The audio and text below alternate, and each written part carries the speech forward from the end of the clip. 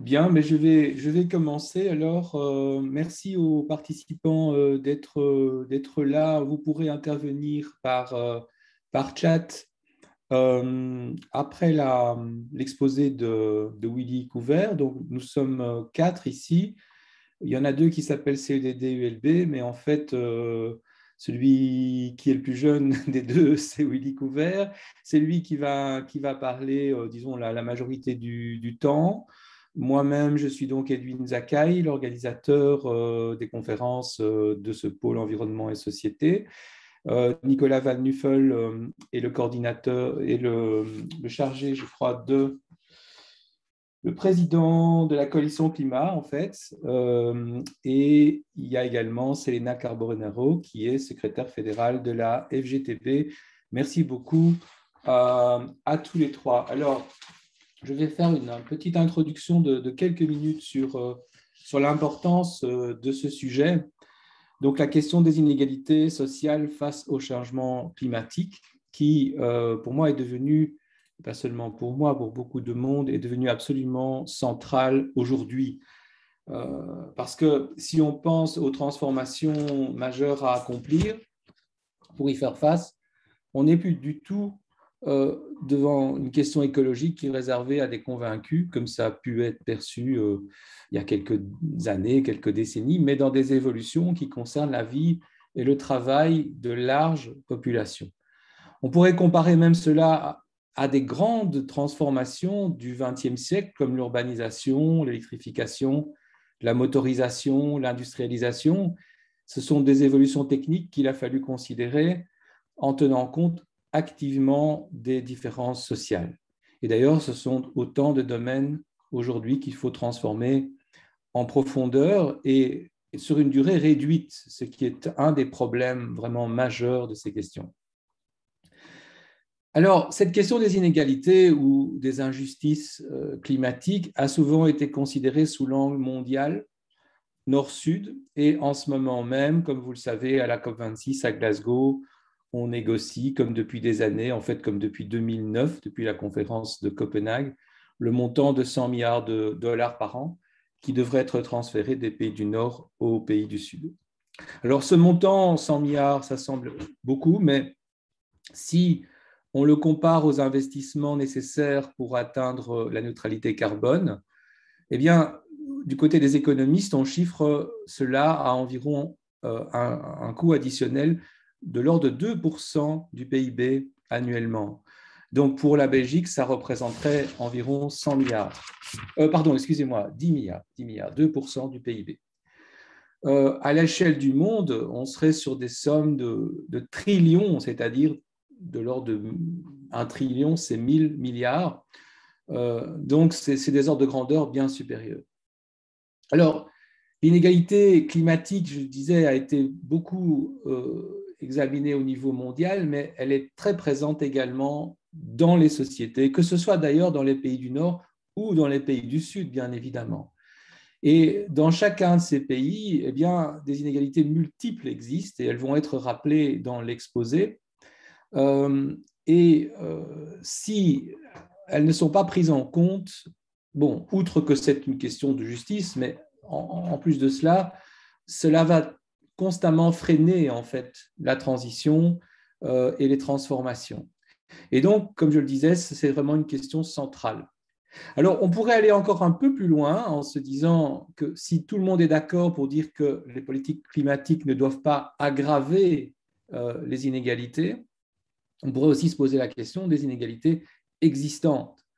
Et cela indépendamment des questions écologiques ou avec des faibles rapports entre pauvreté, par exemple, qui est en croissance dans certaines régions du pays, et la question écologique, même s'il y a certains liens. Mais le sens du terme transition écologique et sociale, est-ce que ce n'est pas aussi travailler sur les inégalités sociales sans se centrer uniquement sur les enjeux écologiques? Alors, pour discuter aujourd'hui de tout ça, on va se baser sur un travail qui a été mené au printemps de cette année en Belgique francophone par Willy Couvert. Willy est un jeune diplômé en écologie humaine de l'Université de Bordeaux. Il a réalisé ce travail sous ma direction dans le centre de recherche SONIA à l'ULB en enquêtant auprès des associations actives dans les domaines variés qu'on va appeler tout à l'heure social ou environnemental. Bien sûr, c'est très réducteur et on le verra. Alors, l'idée, c'est de donner une image dans la société civile organisée de comment ces questions sont prises en compte ou pas, et de voir quels sont les points de convergence et les limites par rapport à cette question. Bien sûr, la société civile organisée, ce n'est qu'une partie de la société. Il y a des tas d'autres éléments pour faire avancer ces questions, mais aujourd'hui, c'est ça qu'on va regarder de plus près. L'exposé va durer 40 minutes maximum. Et puis, on aura la parole donc à nos deux invités. La FGTB n'est plus à présenter. C'est bien sûr une organisation vraiment majeure en Belgique et la coalition climat tout de même aussi, dans la mesure où elle a joué un grand rôle dans l'organisation des manifestations. Et ces manifestations ont joué elles-mêmes un rôle dans ce qui est en train de se passer quand même, malgré tout, malgré les limites de ce qui est annoncé par les politiques. Il y a tout de même des choses qui se passent. Et objectivement, on peut dire que les manifestations y ont en partie contribué. Ensuite, donc, on vous laissera la parole aux participants. S'il vous plaît, n'intervenez dans le chat qu'après l'exposé de Willy Couvert pour avoir tous les éléments avant d'intervenir. Et je termine en disant que la conférence donc, est organisée par le pôle environnement et société de l'ULB et que demain, à la même heure, à midi, nous organiserons une autre conférence en ligne sur l'enseignement du climat dans les universités avec les progrès qui sont à faire. Et il y aura également un travail qui sera présenté et Madame la ministre Glatini a annoncé qu'elle serait intervenante pour réagir également à ce travail. Vous pouvez vous inscrire si vous êtes intéressé à partir du lien de la conférence. Voilà, j'en ai terminé avec ma petite introduction et sans plus attendre, on donne la parole à Willy Couvert. Merci.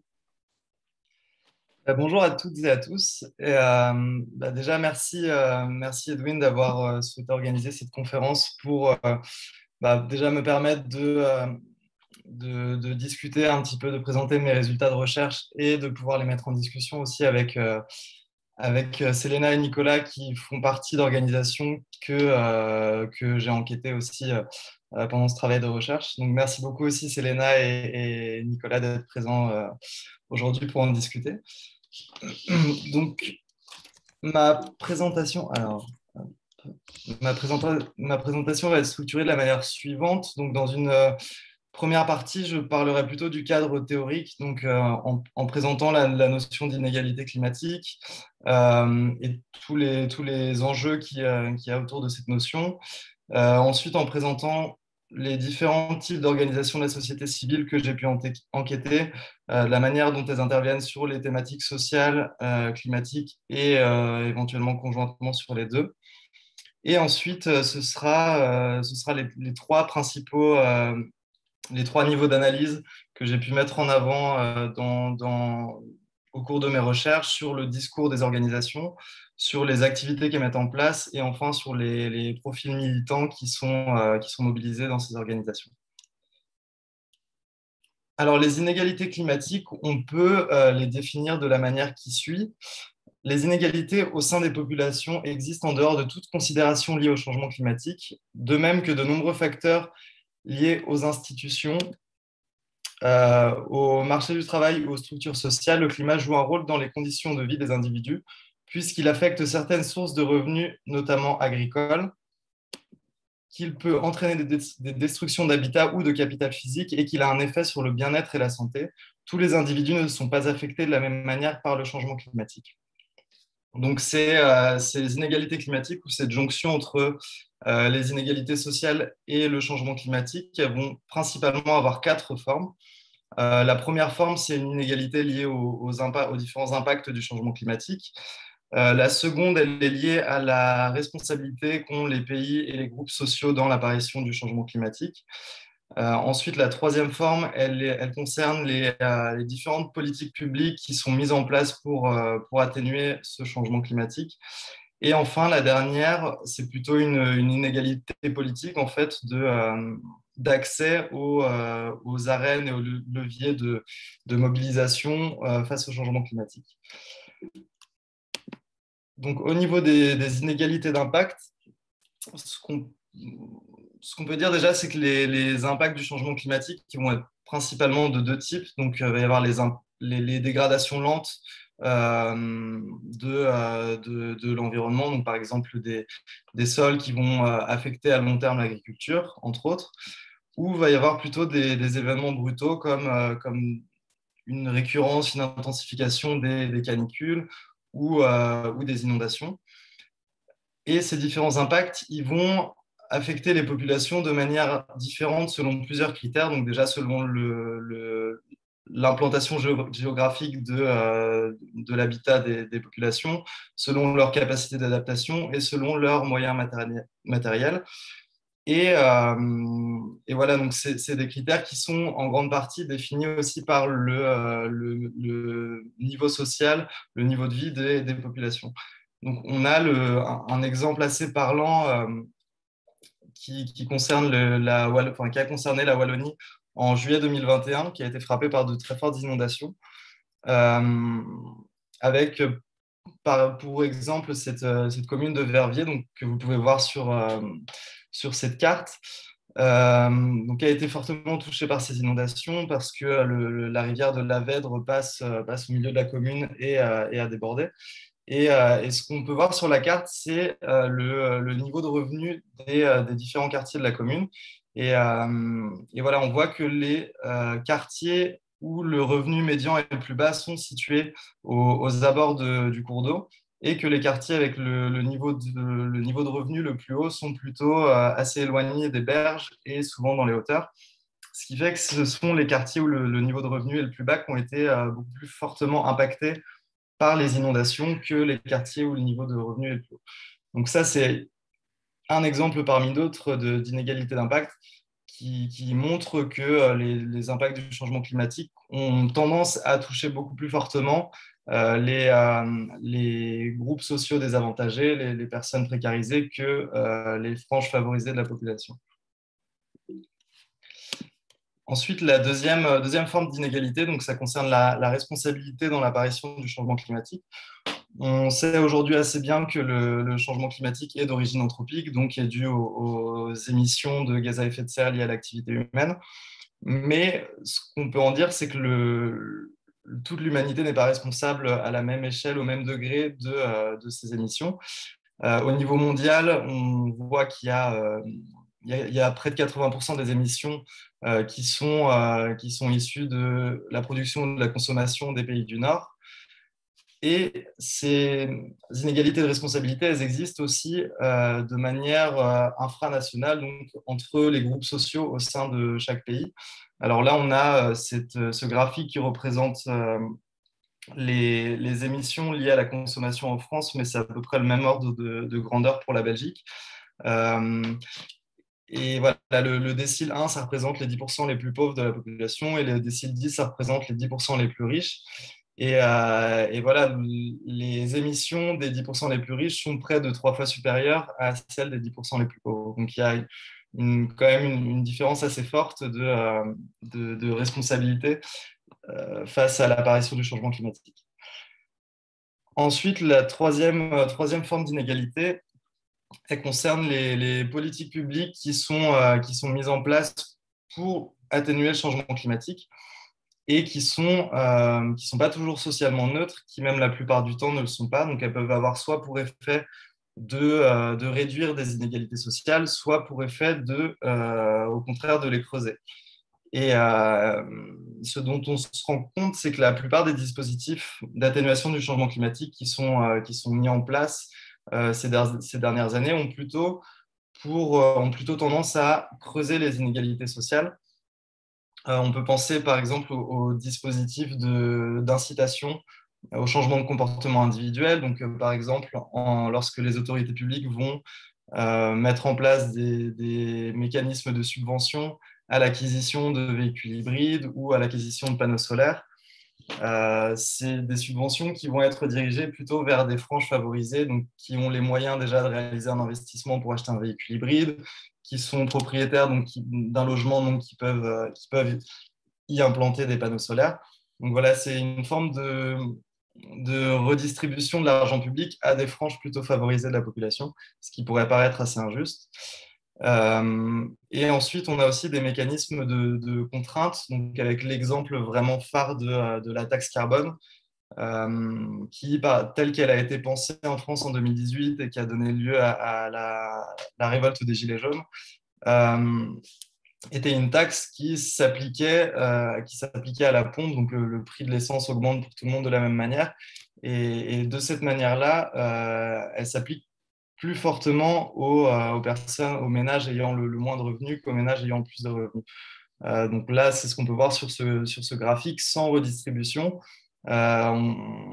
C'est quasiment 3 fois plus, elle est proportionnellement 3 fois plus forte pour le premier décile, donc pour les 10% les plus pauvres, que pour les 10% les plus riches. Et ce qu'on peut voir en gris et en jaune, donc avec différentes formes de redistribution, ça peut vraiment avoir pour effet de réduire ces inégalités et d'être plutôt un impôt progressif, donc qui s'appliquera plus fortement aux personnes ayant plus de revenus. Et enfin, la dernière forme d'inégalité concerne l'accès à la décision, mais aussi l'accès aux différents leviers qui sont disponibles pour les individus, pour les groupes, pour se mobiliser face au changement climatique. Donc, le rapporteur pour les droits humains aux Nations Unies disait que les personnes en situation de pauvreté sont déjà exclues des décisions qui les concernent et les inégalités politiques les mettent en marge des réponses climatiques. Donc c'est que finalement le changement climatique va s'articuler avec des inégalités politiques qui font que certains groupes sociaux sont marginalisés de la décision politique, ont moins accès à ces espaces-là, donc moins l'opportunité de se faire entendre. Et ça va après se décliner en la manière dont on va définir collectivement les manières de lutter contre le changement climatique. Une des manières voilà, qui a été définie, ça va être de changer ses comportements individuels, donc d'adopter des comportements qu'on peut appeler éco-vertueux, comme par exemple manger durable ou acheter une voiture hybride. Je le disais tout à l'heure, des comportements qui sont plutôt accessibles aux franges favorisées de la population, mais qui vont aussi avoir pour effet de stigmatiser les personnes, les individus qui ne vont pas adopter ces comportements. C'est un petit peu ce que montre la caricature là qu'on voit. Par exemple, des gens qui ne peuvent pas, qui sont obligés de rouler avec leur diesel parce qu'elles ne peuvent pas avoir une voiture hybride et qu'elles n'ont pas accès à des moyens de transport suffisamment, suffisamment efficaces pour abandonner leur voiture, peuvent être stigmatisés, alors qu'on a vu que leurs émissions étaient quand même bien moindres que les catégories plus aisées. Donc voilà, et la troisième type d'inégalité d'accès à la décision, c'est plutôt une hypothèse que j'ai formulée dans le cadre de mes recherches.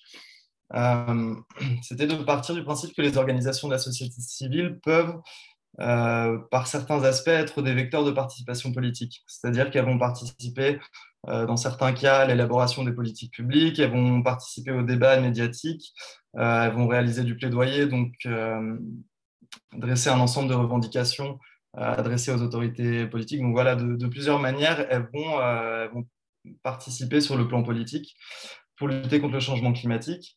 Et donc, il y a un enjeu à travers ces organisations de la société civile pour représenter des catégories de la population qui sont moins représentées dans les espaces traditionnels de décision politique, voilà, pour que ces groupes sociaux puissent participer aussi à la lutte contre le changement climatique.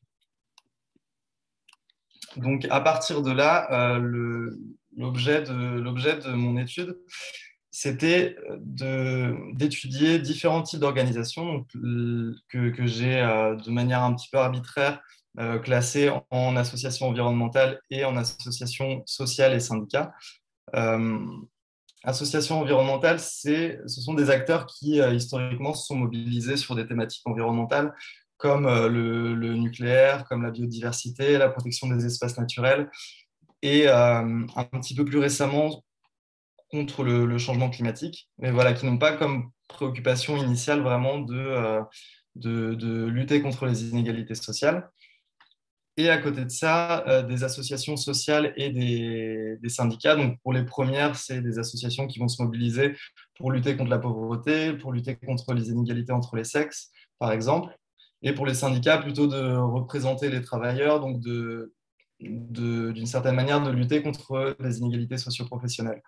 Et voilà, qui initialement n'étaient pas vraiment portés sur des questions environnementales, même si on verra que progressivement, ça s'est imposé à eux. Enfin, voilà, elles ont dû aussi le prendre en compte. Et donc, en partant de ces formes d'organisation, il m'intéressait de voir si le phénomène des inégalités climatiques, puisque il rejoint à la fois un problème environnemental, enfin écologique, celui du climat, et des problèmes sociaux, est-ce que ça pourrait être un motif de convergence entre ces formes d'organisation? euh, donc, comme le disait Edwin tout à l'heure, l'enquête que j'ai réalisée est située en Belgique francophone, donc en Wallonie et Bruxelles. Elle a été faite sur 6 mois auprès de 15 organisations de la société civile, qu'on va voir tout de suite. Les premières, c'était donc des associations environnementales, à la fois des coalitions, donc c'est-à-dire des réseaux d'associations, comme la coalition climat, qui est vraiment le premier acteur de plaidoyer au niveau belge sur les questions climatiques, mais aussi une association qui s'appelle Interenvironnement Wallonie, par exemple, qui fait aussi du plaidoyer, et qui est une association, mais aussi une coalition. Après, il y a des associations qui organisent des mobilisations, des manifestations, comme Youth for Climate Belgique, qui est aussi une organisation internationale et qui a une branche belge. Et on a aussi des plus petites associations comme Rencontre des continents qui, elles, organisent plutôt des actions d'éducation permanente. On verra tout à l'heure ce que c'est. Donc voilà, on a un panel assez varié d'associations environnementales. Ensuite, les associations sociales, donc c'est des associations qui sont mobilisées pour lutter contre la pauvreté, comme par exemple la TD Quart Monde ou le Front Rendre visible l'invisible. Des associations de lutte contre les inégalités liées au genre, comme Femmes Prévoyantes Socialistes, ou des associations de développement comme le CNCD 1111, qui est actif à l'international, mais aussi à l'échelle belge. Et enfin, 2 syndicats. Donc en Belgique, il y a 3 syndicats, 3 gros syndicats, et j'ai pu en interroger 2 d'entre eux, donc la CGSLB, plutôt syndicat libéral, et FGTB, syndicat socialiste. À partir de là, je vais décliner ma présentation en trois niveaux d'analyse, donc à propos de toutes ces organisations. Donc, le premier concernera le discours. Le deuxième, les activités que ces organisations mettent en place pour lutter contre les inégalités climatiques. Et enfin, la troisième, on verra quels sont les profils militants qui ressortent de ces organisations et quels en sont les différents enjeux. Voilà. Donc, au niveau du discours, l'objet de ce niveau d'analyse, c'est vraiment de voir comment ces différentes organisations ont pu vraiment construire un discours qui faisait le lien entre les enjeux sociaux et les enjeux climatiques. Est-ce qu'il y a un discours commun ou est-ce qu'il y a un discours qui va être différent selon l'orientation initiale de l'organisation, donc soit plutôt sociale ou plutôt environnementale? En commençant d'abord par la compréhension que ces organisations ont de ce phénomène, qui est finalement, je ne vais pas trop m'étendre sur cette partie parce qu'elle est assez représentative du traitement scientifique dont j'ai déjà parlé tout à l'heure, avec quand même l'accent qui est mis sur les impacts, notamment au niveau belge, et sur les vagues de chaleur, parce que c'est vrai que ces dernières années, il y a eu des canicules assez récurrentes, et voilà, les phénomènes de vagues de chaleur sont régulièrement mentionnés, notamment pour des des individus qui vivent dans des logements mal isolés, qui vivent la précarité énergétique, donc qui sont vraiment vulnérables à ces vagues de chaleur. Les entretiens ont été faits avant les inondations, mais j'imagine que c'est un thème qui serait aussi beaucoup revenu si ça avait été fait après. Et ensuite, la deuxième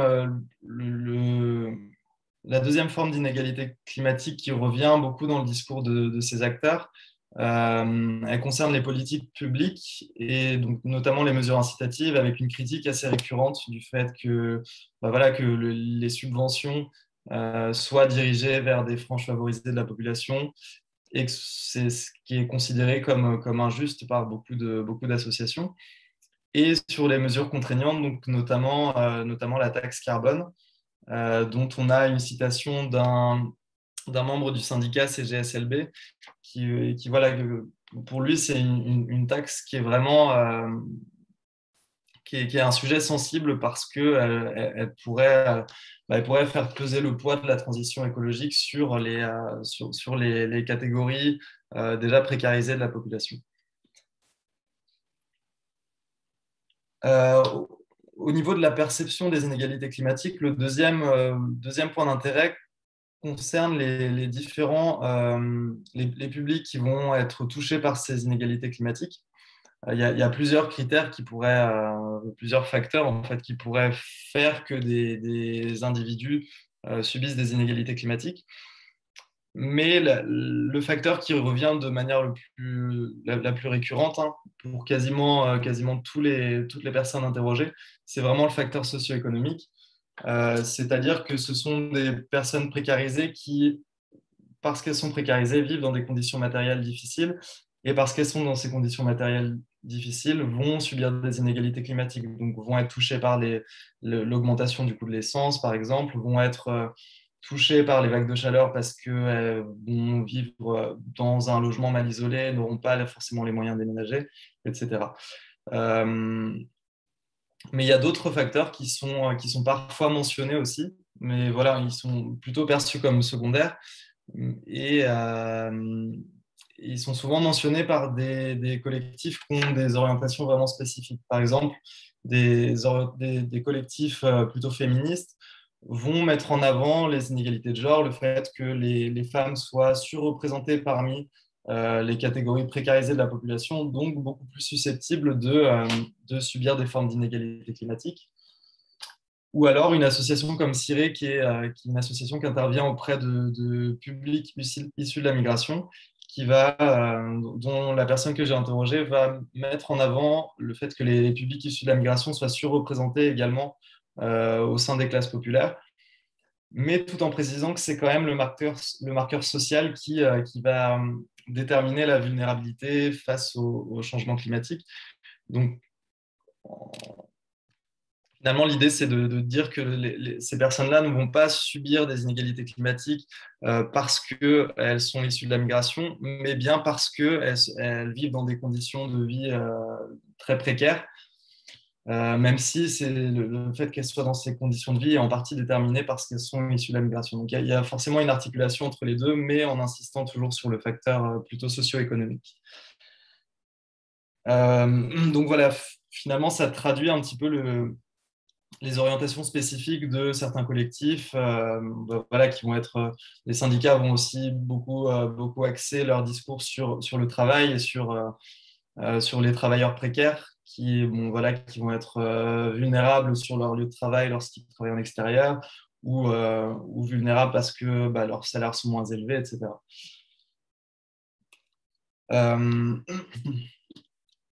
Le deuxième point d'intérêt, donc après la perception qu'avaient tous ces acteurs des inégalités climatiques, ce que j'ai trouvé intéressant, c'était d'essayer de voir quelle prise de position ça va les amener à prendre, en fait, comment elles vont se positionner vis-à-vis de ces inégalités climatiques et qu'est-ce qu'elles vont proposer pour permettre de les annihiler avec certains points de convergence qui apparaissent entre toutes ces organisations comme des mesures structurelles. Donc, elles s'accordent toutes sur le rôle que l'État doit jouer pour réduire les inégalités, pour lutter contre le changement climatique.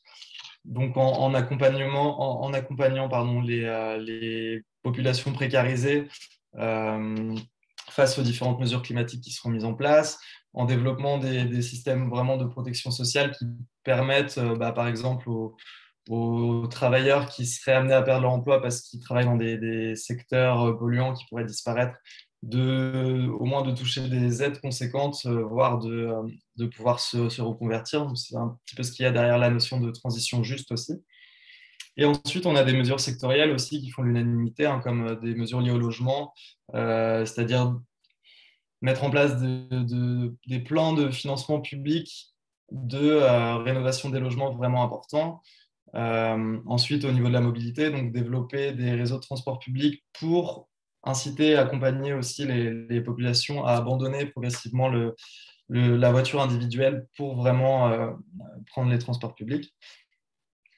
Et il y a, donc ça c'est pour les points de convergence, et il y a quand même des points de tension, dont un particulier, on en revient toujours à ce point-là, mais celui de la taxe carbone, qui est assez révélateur parce qu'il y a vraiment un clivage qu'on peut observer entre les associations environnementales et les associations sociales et syndicats sur cette question, avec les associations environnementales qui sont plutôt favorables, même si beaucoup mentionnent quand même l'importance de penser cette mesure de taxe carbone avec un aspect social, un aspect d'accompagnement social.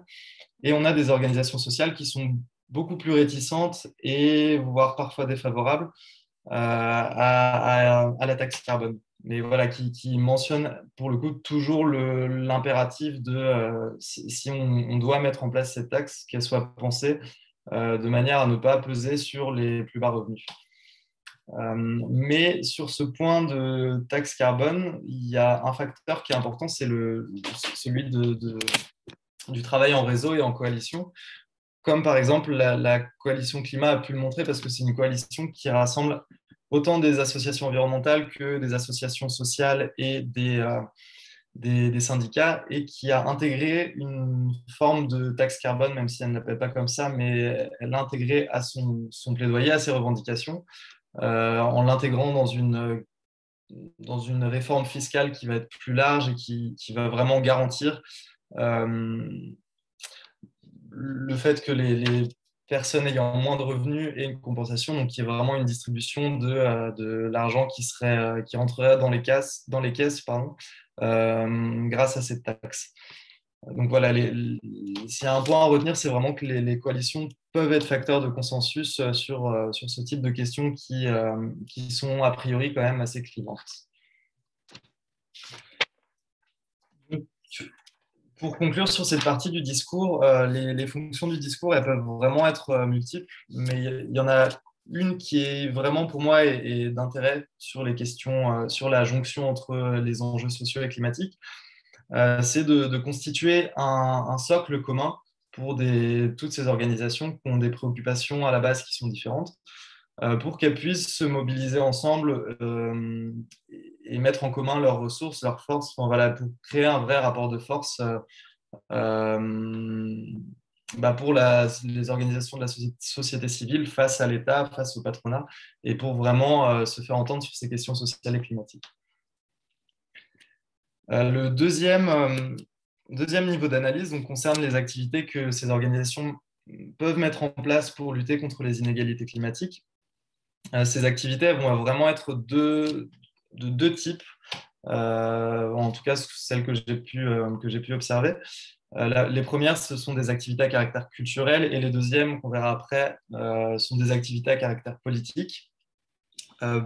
Pour définir brièvement, les activités à caractère culturel, c'est des actions qui vont viser la construction d'une conscience individuelle et collective sur ces enjeux sociaux et climatiques, qui vont viser aussi à développer des logiques d'émancipation, autant intellectuelles que pratiques, via des systèmes de solidarité notamment, ou la co-construction d'un savoir, et vont prendre deux formes. La première, c'est l'éducation permanente ou populaire, qui consiste en la mise en place de dispositifs de co-construction d'un savoir. Ça peut être des dispositifs de solidarité aussi, mais souvent, c'est des dispositifs de co-construction d'un savoir, donc avec les gens les publics cibles. C'est-à-dire que l'information qui va être issue de ces dispositifs va être vraiment basée sur le vécu des groupes qui sont ciblés à l'origine. Donc, on a par exemple Greenpeace qui, dans le cadre de son travail sur la transition juste, organise des rencontres entre différents publics, notamment entre les membres de Greenpeace, avec leur grille de lecture plutôt environnementale, et des membres du mouvement ouvrier, donc avec une lecture plutôt liée au travail, plutôt sociale, avec vraiment pour finalité de pouvoir échanger sur, voilà, sur leurs préoccupations spécifiques, mais aussi sur leurs préoccupations mutuelles et voir comment elles peuvent s'accorder sur des prises de position communes. Et on a aussi un autre exemple avec l'association Rencontre des continents qui anime des dispositifs d'éducation permanente aussi autour de l'alimentation dans les quartiers populaires, avec vraiment pour ambition de créer une nouvelle manière de penser l'alimentation durable, hors des circuits classiques qui, voilà, je prenais un petit peu comme exemple tout à l'heure, une alimentation durable qui est plutôt réservée à des franges supérieures de la population, enfin des franges aisées. Donc là, il y a vraiment l'idée de construire une forme d'alimentation durable qui est basée sur les pratiques alimentaires, sur les conceptions de catégories populaires.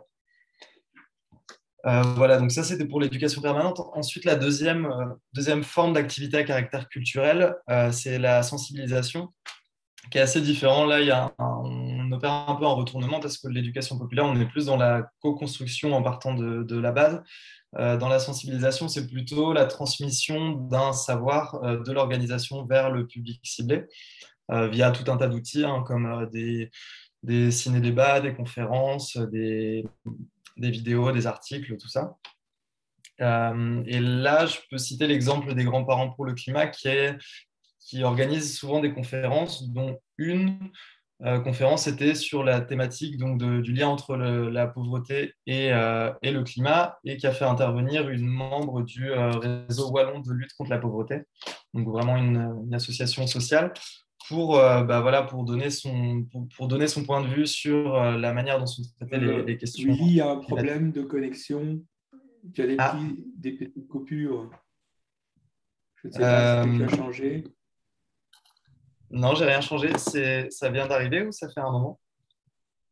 Et les coupures, la connexion n'est pas bonne. Moi, j'ai pas eu de gros problème de coupure si ça ne stresse pas trop, pour ne pas trop stresser Willy. Donc, à voir si c'est pas de ton côté, peut-être, Twin. Ouais, c'est vrai que tout à l'heure, Edwin, avant qu'on démarre la conférence, tu avais des problèmes de connexion. Est-ce que ce serait pas de ton côté?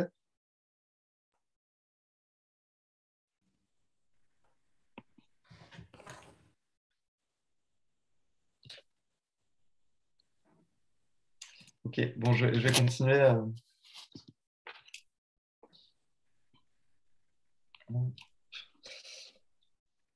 Donc voilà, pour finir sur la sensibilisation, ce sont des démarches qui vont déjà chercher à transmettre une certaine quantité d'informations et qui vont à la fin vraiment chercher à pousser les publics cibles à la prise de conscience autant individuelle que collective, mais aussi à la mobilisation collective, notamment au sein de types d'organisations collectives dont il est question ici. La deuxième forme d'activité qui vise à lutter contre les inégalités climatiques, ça va être des activités à caractère politique, c'est-à-dire des activités qui visent à influencer d'une manière ou d'une autre la décision politique, soit par des formes d'action plutôt contestataires, soit par des formes d'action coopérantes, avec d'abord le plaidoyer qui est vraiment très important en Belgique parce que le système belge est fait de telle manière qu'il incite plutôt à la concertation sociale et à la coopération. Ce plaidoyer il se fait essentiellement par le biais des coalitions, donc notamment la coalition climat qui est un gros organe de plaidoyer sur le plan climatique. Si je peux citer en exemple l'un de ces derniers documents, donc support de plaidoyer, qui s'appelle Mémorandum pour un Green New Deal belge, donc qui date de cette année, et qui contient 100 mesures adressées aux autorités publiques qui permettraient de lutter contre le changement climatique. Et parmi ces mesures, il y en a un tiers qui porte à la fois sur des problèmes sociaux et climatiques. Donc, ce qui est déjà beaucoup finalement et qui montre que cette préoccupation, elle a vraiment été bien intégrée dans cet outil de plaidoyer, avec à la fois des mesures structurelles comme le renversement des indicateurs de croissance pour faire en sorte que la croissance soit vraiment conditionnée à, d'une part, à la réduction des inégalités sociales entre les différentes populations, mais aussi à des indicateurs plutôt écologiques, donc réduction des émissions de gaz à effet de serre, amélioration du cadre et de la qualité de vie pour les différentes populations. Et ensuite, on a aussi des mesures sectorielles, comme je mentionnais tout à l'heure, par rapport au logement et à la mobilité, mais aussi la taxe carbone sous une formule donc, de contribution climat-solidarité, avec un accompagnement et une redistribution qui permettrait de faire coup double, on va dire, d'inciter au changement de comportement et en même temps d'opérer une redistribution à destination des individus qui vivent dans une plus grande précarité économique. Voilà, donc pour la deuxième partie, deuxième forme d'activité à caractère politique concerne plutôt et plutôt contestataire, on va dire, concerne les mobilisations citoyennes. Donc là, il s'agit d'être visible, notamment dans l'espace public pour se faire entendre. Et on a vraiment l'exemple classique des marches pour le climat, pendant lesquelles on trouve aussi donc forcément des collectifs environnementaux, mais aussi des associations sociales, les syndicats, ce qui fait qu'il y a vraiment c'est vraiment un lieu de rassemblement pour une bonne partie des forces sociales en Belgique, et qui permet aussi une forme de convergence entre des mouvements sociaux et environnementaux.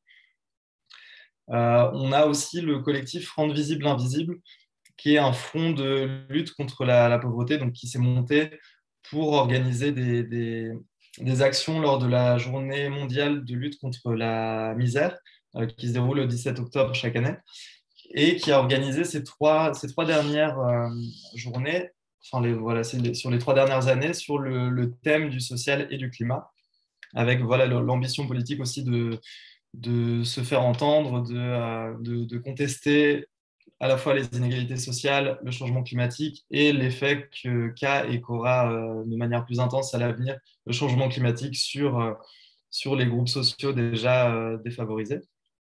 Mais il y a aussi une visée culturelle à ces journées, parce que c'est des journées où le collectif est présent dans l'espace public, organise des rassemblements, organise des ateliers aussi de sensibilisation pour pouvoir rassembler aussi d'autres citoyens à leur cause. Donc voilà, pour conclure sur les activités de lutte contre les inégalités climatiques, comme je disais tout à l'heure, la Belgique dispose d'un système qui favorise vraiment la concertation sociale, ce qui fait qu'il y a un rapport de force qui est peut-être moins fort que dans d'autres pays, et que les activités passent beaucoup notamment politique, passent beaucoup par le plaidoyer. Mais il y a quand même d'autres formes de contestation qui subsistent toujours. Et on a là aussi un poids des réseaux et des coalitions qui est très fort, que ce soit au niveau des activités politiques, mais aussi au niveau culturel. Voilà, parce que tout simplement, ça permet aussi de mettre en commun les ressources, de mettre en commun le temps, et de mettre un peu les chances de leur côté pour se faire entendre. Enfin, dernier niveau d'analyse que je souhaitais présenter concerne les profils militants qui sont mobilisés sur les thématiques environnementales et écologistes. Comme je l'ai mentionné au début de la présentation, il y a un enjeu au niveau de la participation politique pour faire en sorte que tous les groupes sociaux soient représentés et accès à des espaces de participation politique. Et les organisations de la société civile peuvent être vraiment un vecteur de participation. Ce que montrent les études qui ont été faites notamment sur les associations environnementales, c'est que ce sont des espaces qui sont quand même très homogènes sur le plan socioculturel, caractérisés par des publics plutôt favorisés, donc très éduqués, issus de classes moyennes supérieures. Et c'est le constat aussi que font quasiment toutes les personnes que j'ai interrogées qui travaillent dans des associations environnementales, c'est qu'il y a une forte homogénéité des publics dans ces associations. Mais ce qu'on peut voir, c'est qu'il y a une homogénéité de manière plus générale sur les thématiques environnementales, même dans les associations sociales, qui, elles, sont beaucoup plus mixtes lorsqu'elles travaillent sur des thématiques comme la solidarité, comme les migrations. Mais quand elles travaillent sur des thématiques liées à l'environnement, les publics qui se mobilisent sont un peu les mêmes que dans les associations environnementales, donc plutôt des franges favorisées. Quelles explications on peut donner à ce qui semble être vraiment un état de fait? Je pense qu'il y en a beaucoup, mais une que j'ai vraiment souhaité mettre en avant, c'est un petit peu déjà la construction historique du mouvement environnemental qui s'est faite par des personnes qui étaient plutôt bien dotées en ressources sociales, donc issues de milieux sociaux favorisés, qu'on construit, et c'est normal, ces espaces avec un certain nombre de codes que eux partageaient, qui ne sont pas forcément les codes que tous les groupes sociaux partagent, et qui ont aussi petit à petit amené les organisations environnementales à se professionnaliser, à s'institutionnaliser.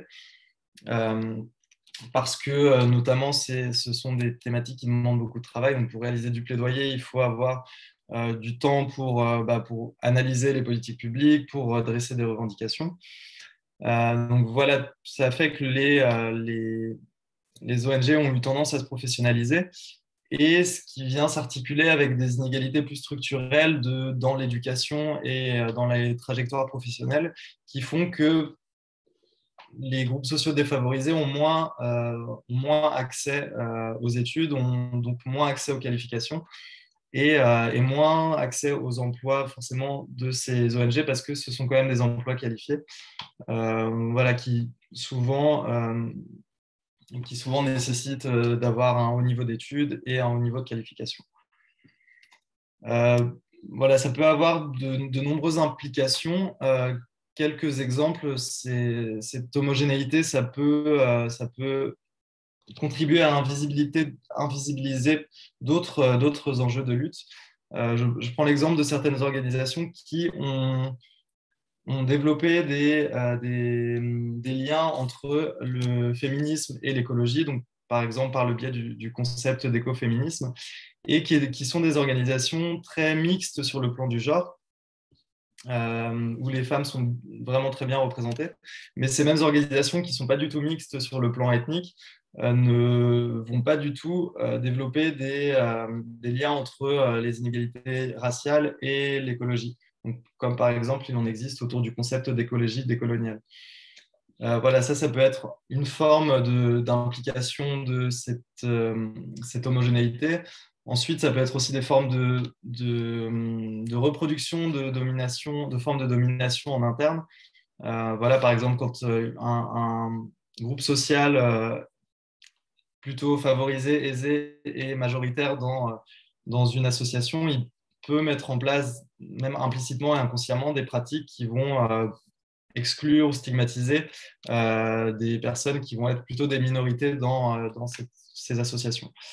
Et enfin, une dernière implication, c'est un enjeu tout simplement éthique, de faire en sorte que la participation via les organisations de la société civile sur les thématiques du climat soit la plus représentative possible et la plus accessible possible aux groupes sociaux qui sont marginalisés dans la société. Et j'ai aussi trouvé intéressant de recueillir les différentes pistes que pouvaient fournir les acteurs qui sont vraiment, voilà, qui travaillent ces questions au quotidien sur comment faire évoluer un petit peu cette situation, faire en sorte que tous les intérêts soient représentés au sein des organisations de la société civile. Et il y a vraiment deux types de pistes qui ont été mises en avant. La première, c'est, comme je l'ai beaucoup mentionné depuis le début de ma présentation, de travailler en réseau et en coalition, ce qui permet, par exemple, sur les thématiques du climat, de faire intervenir des collectifs qui sont plus mixtes ou des groupes désavantagés sont beaucoup plus représentés. Et voilà, qui peuvent faire remonter leur vécu et leur perception, leur considération sur les questions climatiques.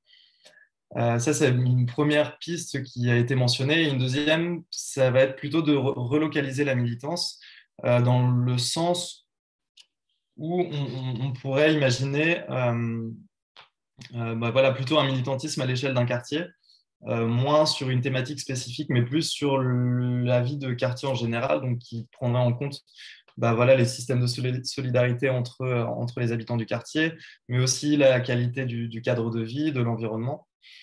Et voilà, de manière à inclure à une plus petite échelle voilà, une proportion plus grande des habitants, on va dire, pour être plus représentatif et vraiment intégrer toutes les classes sociales.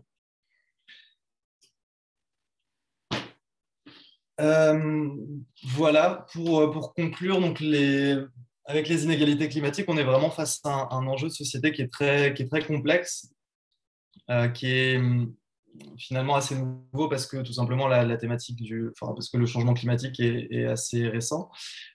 Et il y a quand même une prise en compte qui se fait progressive de la part des organisations de la société civile sur cette jonction entre les enjeux sociaux et climatiques, qui n'existait pas ou très peu il y a 15-20 ans et qui maintenant devient prépondérante. On entend beaucoup parler de justice climatique, surtout en ce moment dans le contexte de la COP.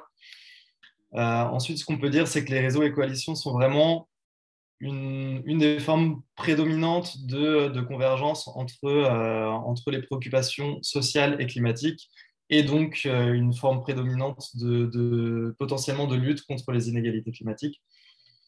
Et voilà, pour terminer, c'est que ce sont vraiment les organisations étudiées ont vraiment conscience du fait qu'atténuer le changement climatique, ça aura nécessairement un coût. Ça aura un coût sur la production, donc éventuellement sur le travail, ça aura un coût sur la consommation. Et il y a un enjeu qui est très fort vis-à-vis de ce coût pour faire en sorte qu'il ne pèse pas de manière disproportionnée sur les catégories désavantagées et qu'il soit vraiment réparti équitablement. Donc, c'est-à-dire qu'il pèse surtout sur les catégories de la population qui sont plus aisées. Voilà, merci beaucoup de votre attention. Merci beaucoup, Willy. J'ai eu des petits problèmes techniques et j'ai dû changer d'ordinateur. Mais voilà, je suis là. Donc, peut-être, on va laisser la parole à Selena en premier.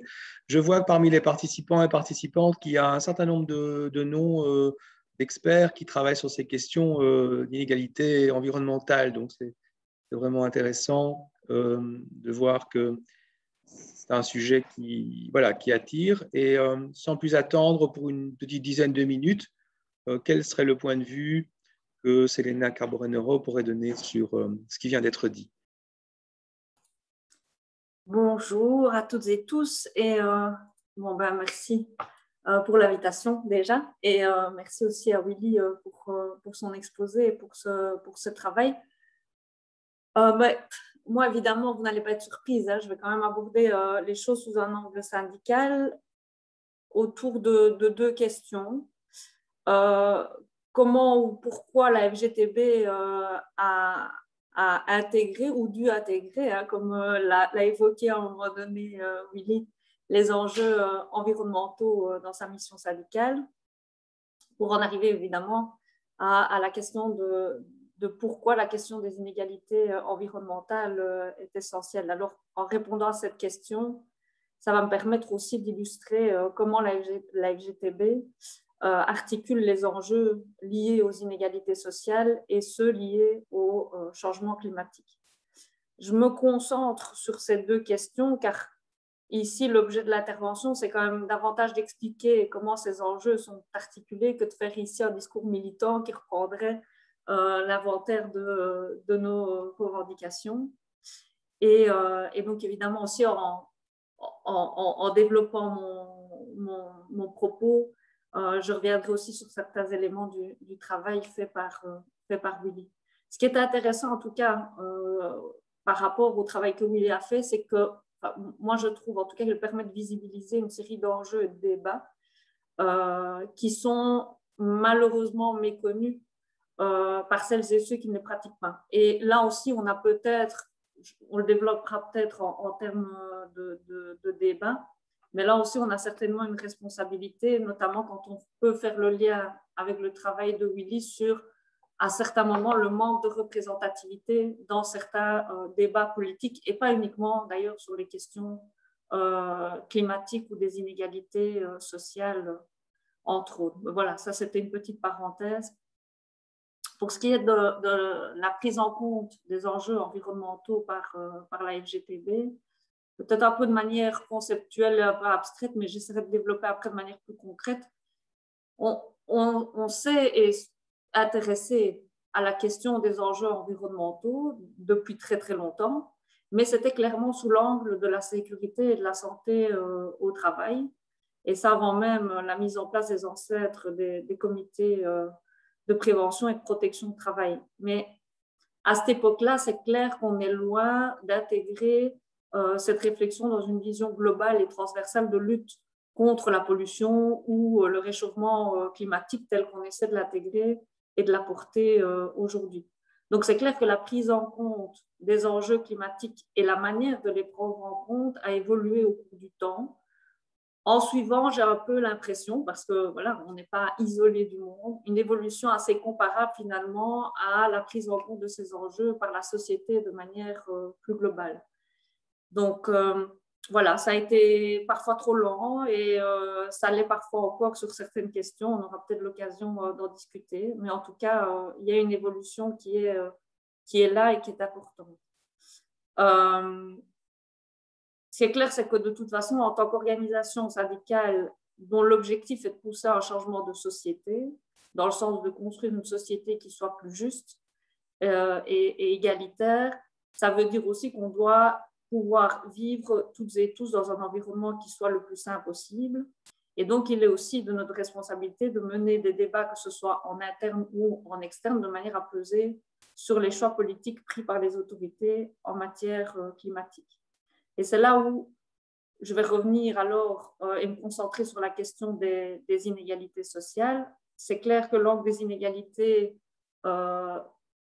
climatiques ou inégalités sociales liées au changement climatique est essentiel pour nous. Pour plusieurs raisons, je vais essentiellement en évoquer deux, une de manière très brève et peut-être de manière très pragmatique, mais je ne veux pas occulter cet aspect-là. C'est clair que l'angle des inégalités climatiques est essentiel aussi pour nous de manière à pouvoir sensibiliser nos militants et nos militantes à la lutte contre les dérèglements climatiques. Parce que malgré le fait qu'ils et elles soient confrontés au quotidien à toute une série d'inégalités qu'ils subissent et dont ils sont victimes, on doit encore faire ce travail de leur expliquer que les dérèglements climatiques vont accentuer, voire créer de nouvelles inégalités à l'avenir. Et donc, c'est aussi, d'un point de vue pragmatique, un outil indispensable et intéressant en termes d'éducation populaire, de sensibilisation et de communication. Maintenant, plus fondamentalement, l'angle des inégalités climatiques est essentiel parce que nous avons vocation à lutter contre les inégalités dans le monde du travail, mais aussi dans la société plus largement. Du coup, lutter contre les inégalités causées parce que l'on nomme de manière sommaire le réchauffement climatique, la pollution, le dérèglement climatique, etc., nous a amené à faire évoluer notre mission syndicale. Je vais essayer d'illustrer ça par quelques exemples de manière à essayer d'être un peu plus concrète. Ça me permettra quand même d'évoquer certaines de nos revendications en même temps. Chasser le naturel, il revient au galop. La première illustration, c'est que le réchauffement climatique et ses conséquences causent et causeront une série de désagréments aux travailleurs et aux travailleuses dans l'exercice même de leur travail. Donc, spontanément, et c'est évoqué aussi par Willy dans son mémoire, on pense aux travailleurs de la construction, mais aussi on peut citer les personnes occupées dans les secteurs de la collecte des déchets, du gardiennage, du nettoyage, quand ils sont occupés en extérieur, de l'entretien des voiries et j'en oublie.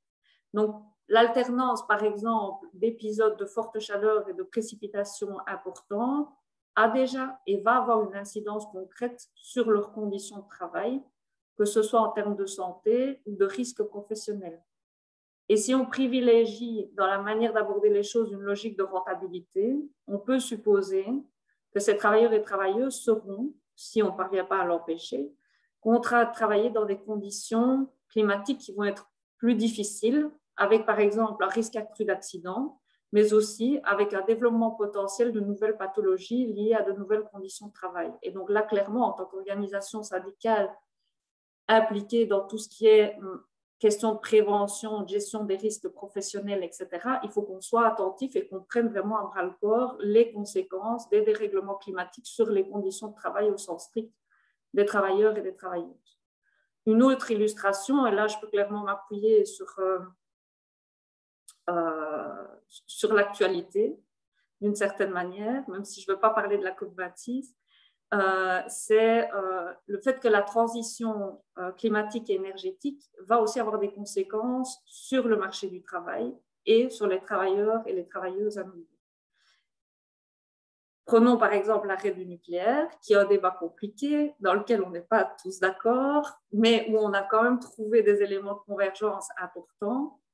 On peut adopter diverses positions. Et je vais être un peu caricaturale volontairement, mais aussi, je ne vais pas être complète. Le but étant d'illustrer le propos et la réflexion plus que de mener un débat de fond, même si ça pourrait être très intéressant, mais ça nous prendrait, je pense, autant de temps que nous avons prévu aujourd'hui pour débattre du travail de Willy.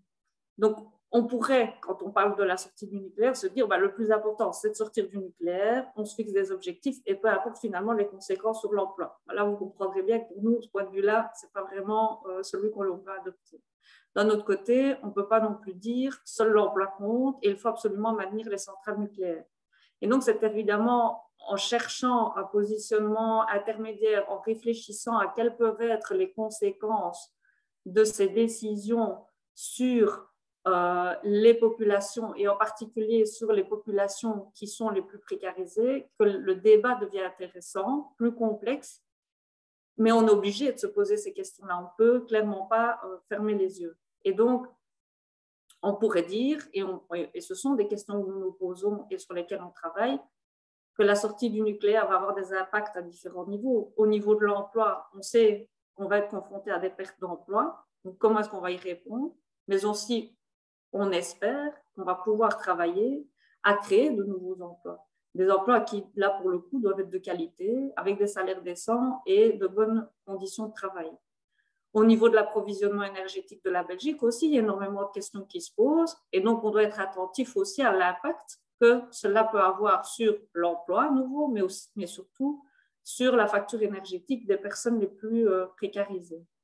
Au niveau climatique, quel va être l'impact des nouvelles centrales au gaz si elles voient le jour? Alors, on nous présente les choses d'une certaine manière, surtout de la part des autorités, on a envie de les croire, mais on doit quand même rester vigilant, puisque l'on veut quand même toutes et tous pouvoir maintenir un certain nombre d'objectifs en termes notamment de diminution des gaz à effet de serre, etc.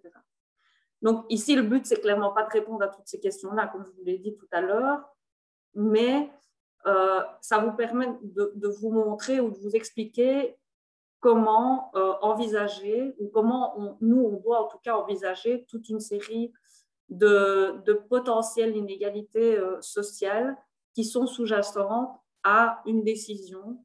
Alors la décision, elle peut être de l'ordre climatique comme elle peut être dans d'autres pans de la société, évidemment, ou dans d'autres domaines politiques. Mais voilà, partant de cet exemple-là qui nous préoccupe, on voit comment il faut effectivement, c'est bien de se fixer certains objectifs, mais il faut en mesurer toutes les conséquences, surtout pour éviter que certaines personnes soient abandonnées sur le bord de la route. On sait aussi que d'autres secteurs polluants sont à juste titre davantage ciblés, mais là, à nouveau, nous, on doit être attentifs aux conséquences pour les travailleurs et les travailleuses de ces secteurs. On peut penser par exemple à l'industrie pétrolière ou au secteur des transports de manière large. Donc c'est pour ça que nous plaidons en faveur d'une transition juste. Ce qui est bien, c'est que cette notion de transition juste, et le travail de Willy le démontre à nouveau, est de plus en plus prise en compte. Et cette transition juste, elle doit se concrétiser. Donc à nouveau, on ne peut pas rester dans des formules, ce n'est pas des formules incantatoires, ça veut dire concrètement mettre en place des leviers de concertation qui permettent de mettre en place des plans concertés avec les acteurs et actrices de terrain et donc notamment les représentants des travailleurs et des travailleuses, voire même directement avec les travailleurs et les travailleuses parce que c'est aussi eux qui peuvent amener des solutions concrètes parce que ce sont elles et eux qui vivent concrètement leur travail, leur métier et qui seront peut-être les plus à même justement d'apporter des solutions à toute une série de problèmes qui vont se poser. Et donc, on doit déjà se poser la question, et malheureusement, elle n'a pas été anticipée suffisamment par rapport à la sortie du nucléaire, c'est la question de la reconversion des travailleurs et des travailleuses, la question de la protection sociale, mettre en place des alternatives au licenciement comme la réduction collective du temps de travail, par exemple, mais surtout renforcer la concertation sociale et le rapport de force quand c'est nécessaire.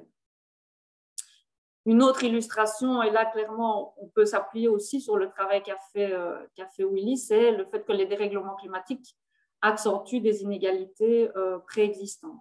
Et donc comme il l'a expliqué, les plus faibles sont les principales victimes du réchauffement climatique alors qu'elles en sont les moins responsables, alors qu'ils en sont les moins responsables. Par ailleurs, on va trop souvent encore culpabiliser les personnes les plus précaires comme si elles étaient les seules responsables du fait de devoir encore utiliser des modes de transport ou de chauffage plus polluants ou plus énergivores. Et oui, les récentes inondations qui ont principalement touché la Wallonie nous en donnent une illustration dramatique. En même temps, on aurait pu déjà s'inspirer de ce qui s'est passé dans d'autres pays et on a l'air un peu de découvrir les choses parce qu'aujourd'hui, ça se passe en Belgique. Voilà, ça, c'est un petit commentaire personnel. Mais on voit aussi que là, les mesures d'austérité budgétaire prises à un moment donné ont eu des conséquences sur la manière dont on a pu faire face à ces inondations, à ce drame, mais aussi comme on a eu du mal à faire face à la pandémie à laquelle on a été confronté. Donc tout s'articule finalement d'une certaine manière. Et donc ces enjeux climatiques ont aussi fait évoluer notre mission syndicale parce que parmi ces personnes qui sont les plus touchées, on retrouve des travailleurs et des travailleuses avec ou sans emploi, et donc précisément les personnes dont nous défendons les intérêts au jour le jour. Alors, ce qui est important dans ce cadre, du coup, c'est de dénoncer les inégalités, ça c'est une chose, de dénoncer leur éventuelle aggravation, mais c'est aussi de les anticiper, de proposer des solutions, mais aussi d'établir les responsabilités, parce que le dérèglement climatique ou les dérèglements climatiques ne tombent pas du ciel et ils sont consécutifs à une série de décisions politiques. Et pour nous, c'est aussi lié au système capitaliste dans lequel nous vivons.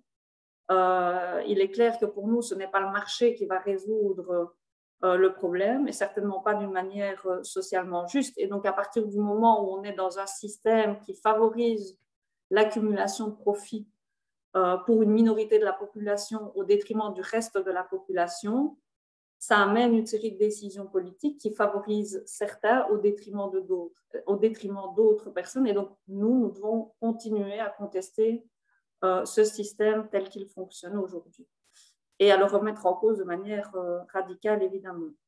Alors, vous citez quand même quelques éléments dans la manière dont notre mission syndicale a évolué au fur et à mesure du temps. depuis plusieurs années et depuis 2010 environ, nos 3 interrégionales proposent des modules de formation spécifiques pour nos délégués, avec aussi des conseillers et des conseillères qui sont dédiés aux matières environnementales et climatiques pour aider aussi et être support dans le cadre des négociations au sein des entreprises. Je ne vous parlerai pas ici des accords cadres européens auxquels notre organisation a aussi participé sur différentes questions environnementales, avec plus ou moins de succès, mais bon, ce n'est pas vraiment le débat de fond aujourd'hui. Les enjeux climatiques sont aussi devenus depuis un certain nombre d'années un élément incontournable de nos congrès. Ils sont aussi clairement identifiés parmi les enjeux dont je dois m'occuper en ma qualité de secrétaire fédéral, ce qui n'était pas le cas il y a quelques années pour mes prédécesseurs. Donc, ça montre aussi une évolution dans la prise en compte politique des enjeux climatiques par notre organisation. On a évidemment une commission interne au niveau fédéral qui est dédiée à débattre de ces enjeux de manière à élaborer les positionnements de notre organisation. Alors, on a aussi décidé de faire évoluer notre mission syndicale pour œuvrer en dehors de notre cadre classique et ça se traduit concrètement par la participation à la coalition climat parce qu'on est convaincu que c'est en cherchant les dénominateurs communs et en les soutenant ensemble que nous serons plus forts et plus fortes, malgré le fait que l'on puisse avoir des priorités qui peuvent être différentes à certains moments entre les différents membres de la coalition. On arrive cependant, et je pense que Nicolas en parlera, à trouver effectivement des convergences et à faire avancer le débat.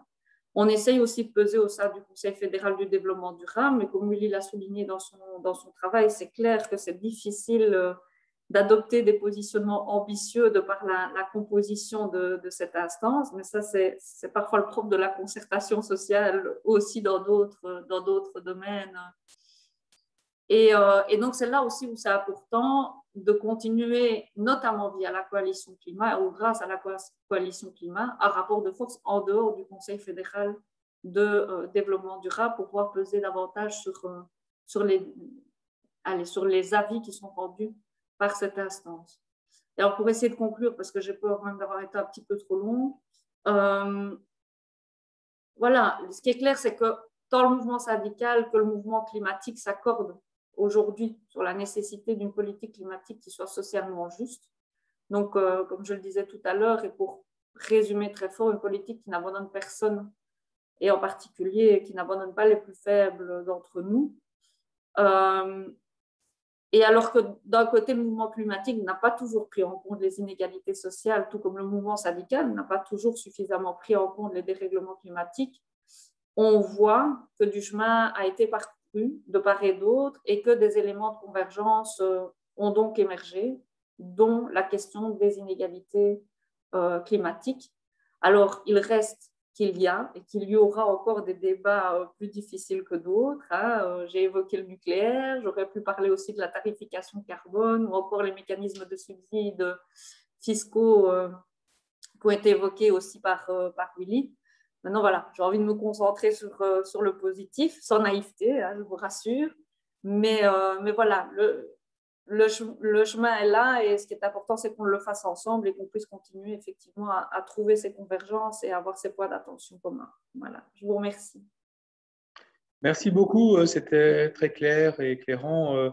Maintenant, Nicolas, tu peux y aller. Peut-être dis un petit mot sur la coalition climat parce que justement, c'est déjà une coalition.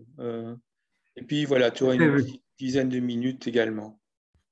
Merci beaucoup. Je vais commencer par dire que j'adhère à beaucoup de choses qui ont été dites, tant dans la présentation de Willy que dans la réaction de Selena. Peut-être en effet commencer par présenter la coalition climat.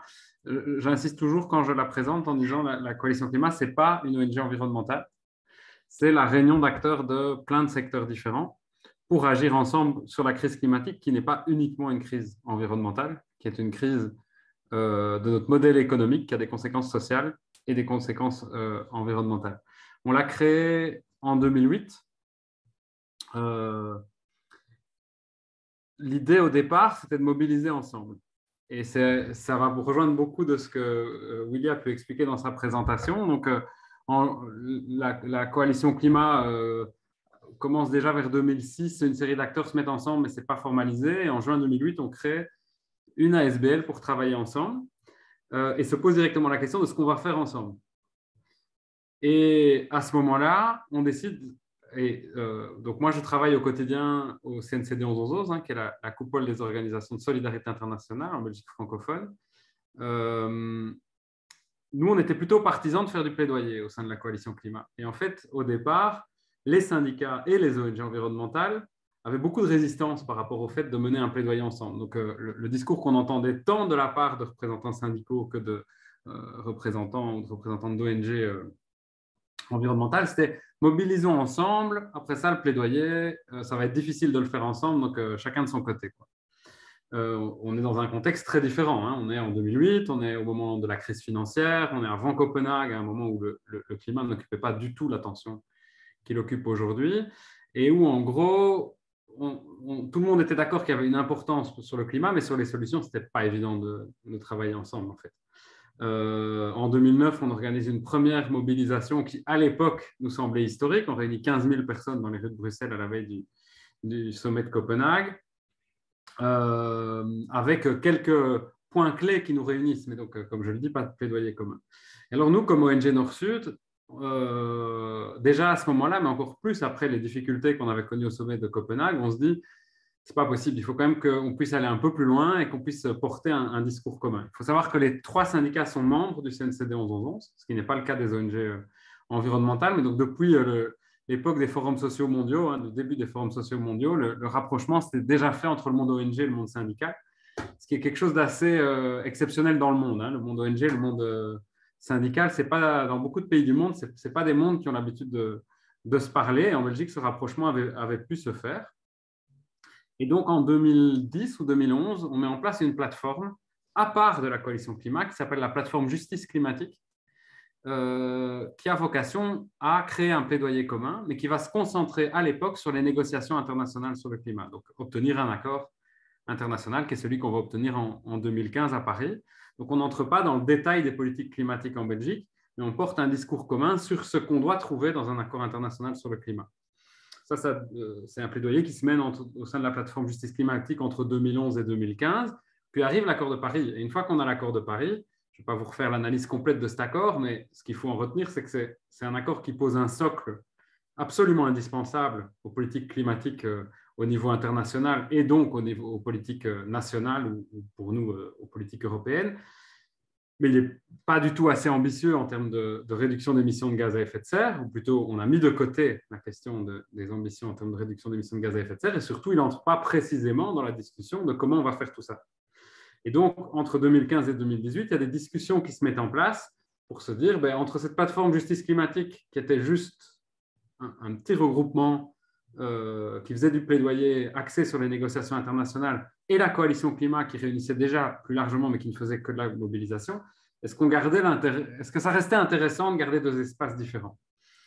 Je vous passe tous les détails institutionnels, mais donc en 2018, la plateforme justice climatique a été absorbée, si vous voulez, par la coalition climat, dont elle est devenue le groupe de travail politique, le groupe de travail qui fait du plaidoyer. Et ça a amené à une énorme transformation dans notre capacité à nous mettre ensemble pour aller plus loin dans ce qu'on va défendre, et ça a abouti, mais il a fallu encore du temps pour ça, à ce mémorandum pour un Green New Deal qui est sorti au mois de mars. Et donc, en 2018, on se met ensemble, et donc la coalition climat reprend le métier de plaidoyer, si vous voulez. On organise le 2 décembre 2018 une nouvelle marche pour le climat, et à notre grande surprise, elle réunit pas loin de 100 000 personnes. Honnêtement, je n'ai toujours pas compris comment ça s'était fait, quels avaient été les ingrédients. Ça fait 3 ans qu'on en parle, je pense qu'il y a différents éléments, mais je pense qu'un de ces éléments-là, et ça va faire le lien avec la suite de ma présentation, c'est que le dérèglement climatique, aujourd'hui, il est chez nous. Alors, on ne s'en rendait pas encore compte au point auquel on s'en rend compte après l'été 2021, mais petit à petit, il y a la prise de conscience. Donc, pour rappel, l'été 2018 avait été un été avec une assez forte canicule, d'une part, et d'autre part, une chaleur qui avait mis beaucoup de temps à partir. Il avait fait chaud, vraiment, des températures estivales jusqu'à fin octobre, début novembre.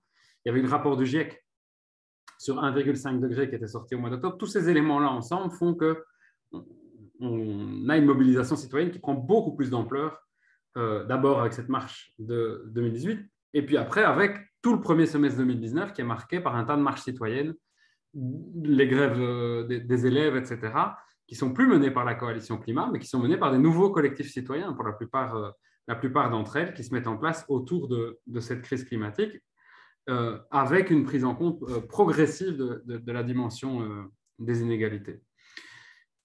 Après 2019, alors, on travaille pendant 1 an et demi en fait, au mémorandum pour un Green New Deal, donc ça n'a pas été une mince affaire. Et si je devais résumer cette année et demie, je dirais que pendant 6 mois, on fait 80 à 90% du travail, et pendant l'année qui suit, on fait du fine-tuning des points les plus difficiles, et notamment, Willy, celui que tu as présenté, qui est celui qui concerne les mécanismes de contribution ou taxation carbone, où plutôt que de faire une revendication en 3 lignes, comme c'est le cas de toutes les autres revendications, on aboutit à un encadré d'1 page avec beaucoup de nuances, qui est le résultat vraiment de longues discussions entre des ONG environnementales qui disaient mais la taxation carbone, ce n'est pas la panacée, mais ça fait partie des solutions et ça doit être inclus dans le paquet des solutions, et des organisations plus sociales qui disaient oui, mais attention, on n'est pas archi contre par principe, mais on vous dit attention, ce sont des mécanismes qui sont créateurs potentiels d'inégalités, et évidemment, avec,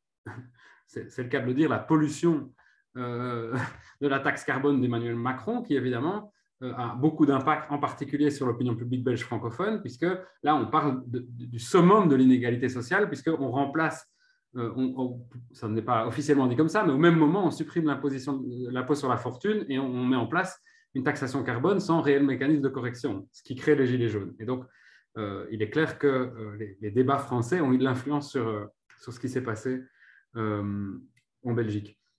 Alors, le résultat de ça, c'est, comme tu l'as dit, Willy, un mémorandum avec une centaine de revendications, dont une partie sont purement climatiques, une partie sont un mélange des deux, et une partie sont des revendications de type social, de diminution des inégalités, et qui sont totalement assumées. Donc, on a à la fois des ONG environnementales qui sont allées vers le social et des mouvements sociaux contre les inégalités qui sont allés vers l'environnemental. Par exemple, pour prendre une mesure qui n'est pas une mesure purement climatique, qui n'est qu'indirectement climatique, la coalition climat a mis dans son mémorandum le principe de taxation des patrimoines les plus élevés, ce qui n'était vraiment pas évident au départ pour une organisation, par exemple, comme Bon Beter Leef Milieu, la fédération des ONG environnementales flamandes. Aujourd'hui, cette revendication-là est coportée par l'ensemble des 90 organisations de la coalition climat. Et dans l'autre sens, d'autres organisations ont fait des pas dans d'autres directions. Mais ce qui me semble le plus essentiel, c'est d'être arrivé en effet à ce tiers dont tu parles, des revendications qui sont des revendications qui ne sont pas juste du social où on a mis un peu d'environnemental ou de l'environnemental où on a mis un peu de social, c'est de trouver des revendications qui réunissent vraiment, qui sont dans la logique de la transition juste, qui n'est pas de corriger l'un par l'autre, mais de viser les deux en même temps. L'exemple que je cite toujours, au point que ça commence à faire rire mes collègues, il faudrait peut-être que j'en trouve d'autres, c'est la question de l'isolation des bâtiments, de l'isolation des logements. Mais d'évidence, donc on a un gros retard en Belgique, et il faut qu'on triple au minimum le rythme auquel on rénove les bâtiments en Belgique. Mais il y a des choix qui peuvent être faits entre donner des primes aux propriétaires les plus riches ou mettre en place un véritable plan d'isolation des logements les plus précaires, en particulier des logements sociaux.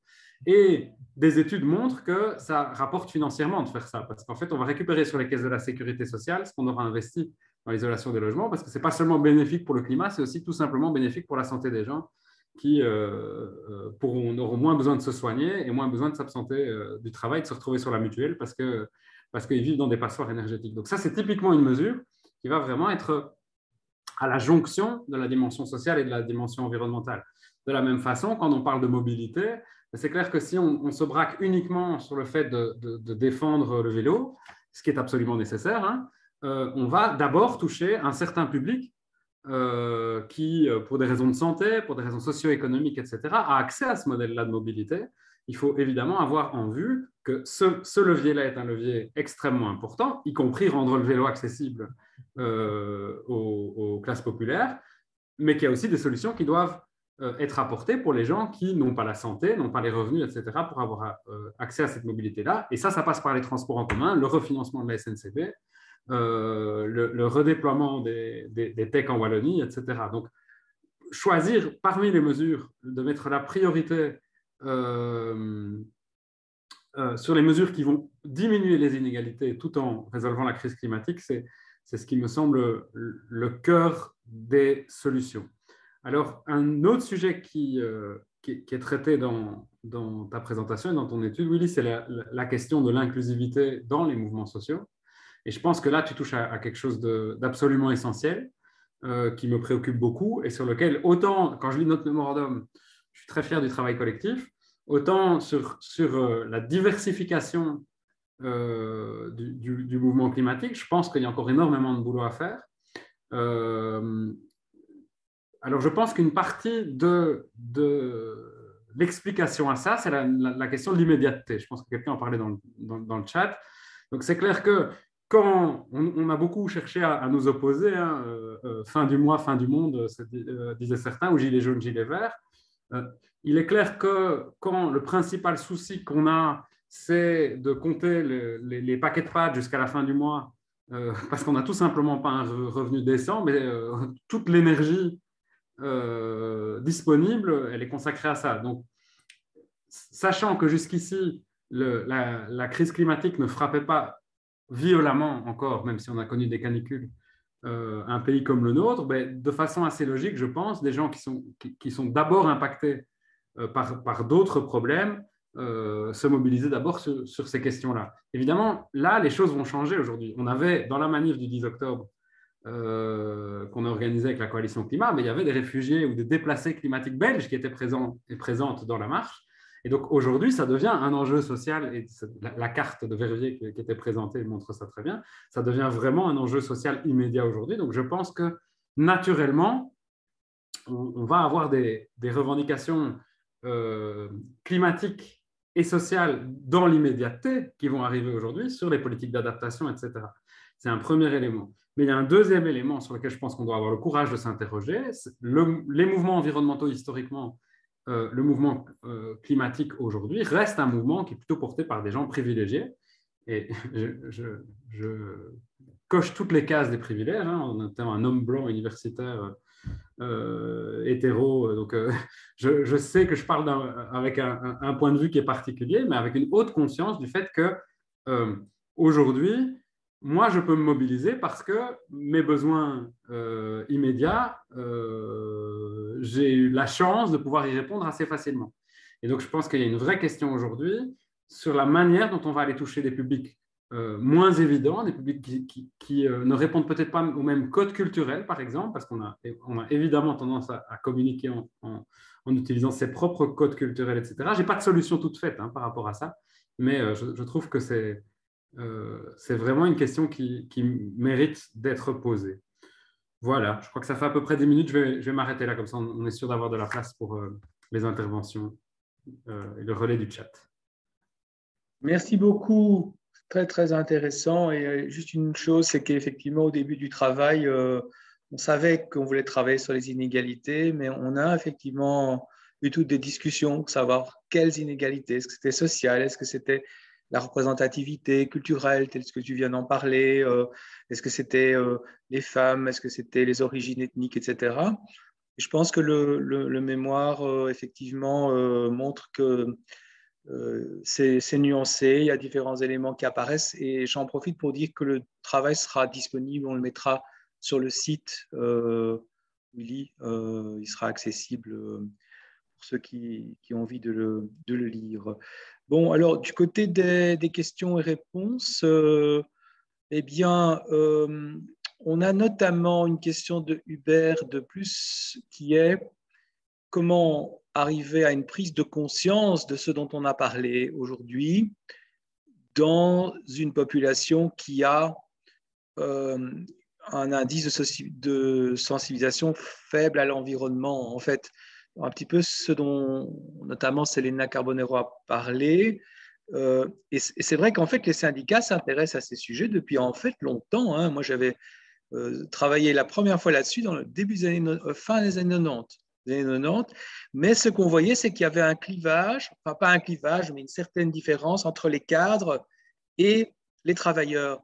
Et quand on allait parler à des travailleurs, on voyait que oui, le ressenti était assez différent des cadres. Hein. Donc peut-être cette question notamment pour Selena, comment faire pour arriver à mieux faire comprendre ces sujets pour des personnes qui le voient de plus loin ou de façon très partielle, très partiale, à travers le prix de l'énergie, par exemple. Mais je paraphrasais un peu ce que Nicolas, hein, parce qu'il a commencé à répondre à la question. Je pense que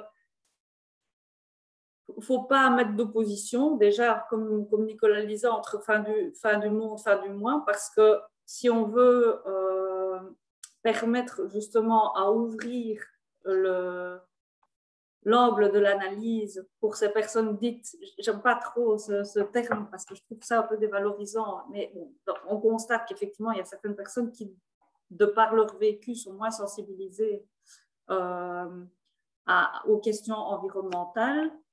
C'est parce que justement, elles sont victimes de toute une série d'inégalités sociales, comme c'est évoqué aussi dans la question, qui font qu'elles sont dans la survie au jour le jour. Et c'est vrai que quand on doit passer sa journée ou ses jours depuis le début du mois jusqu'à la fin du mois à compter le moindre petit cent et à faire preuve d'une ingéniosité, une ingénierie, et là je pense particulièrement aux femmes parce que c'est encore sur elles que ça repose majoritairement, pour pouvoir permettre aux enfants d'avoir leur tartine pour aller à l'école, bah, effectivement, les préoccupations plus macro sont éloignées. Et donc, une des premières solutions, c'est justement d'améliorer les conditions de vie de ces personnes. Et ça passe par des choix politiques. Et donc, c'est là où c'est intéressant aussi pour le travail de mise en place de revendications communes qui est fait dans le cadre de la coalition climat, qui est porté par de plus en plus d'organisations.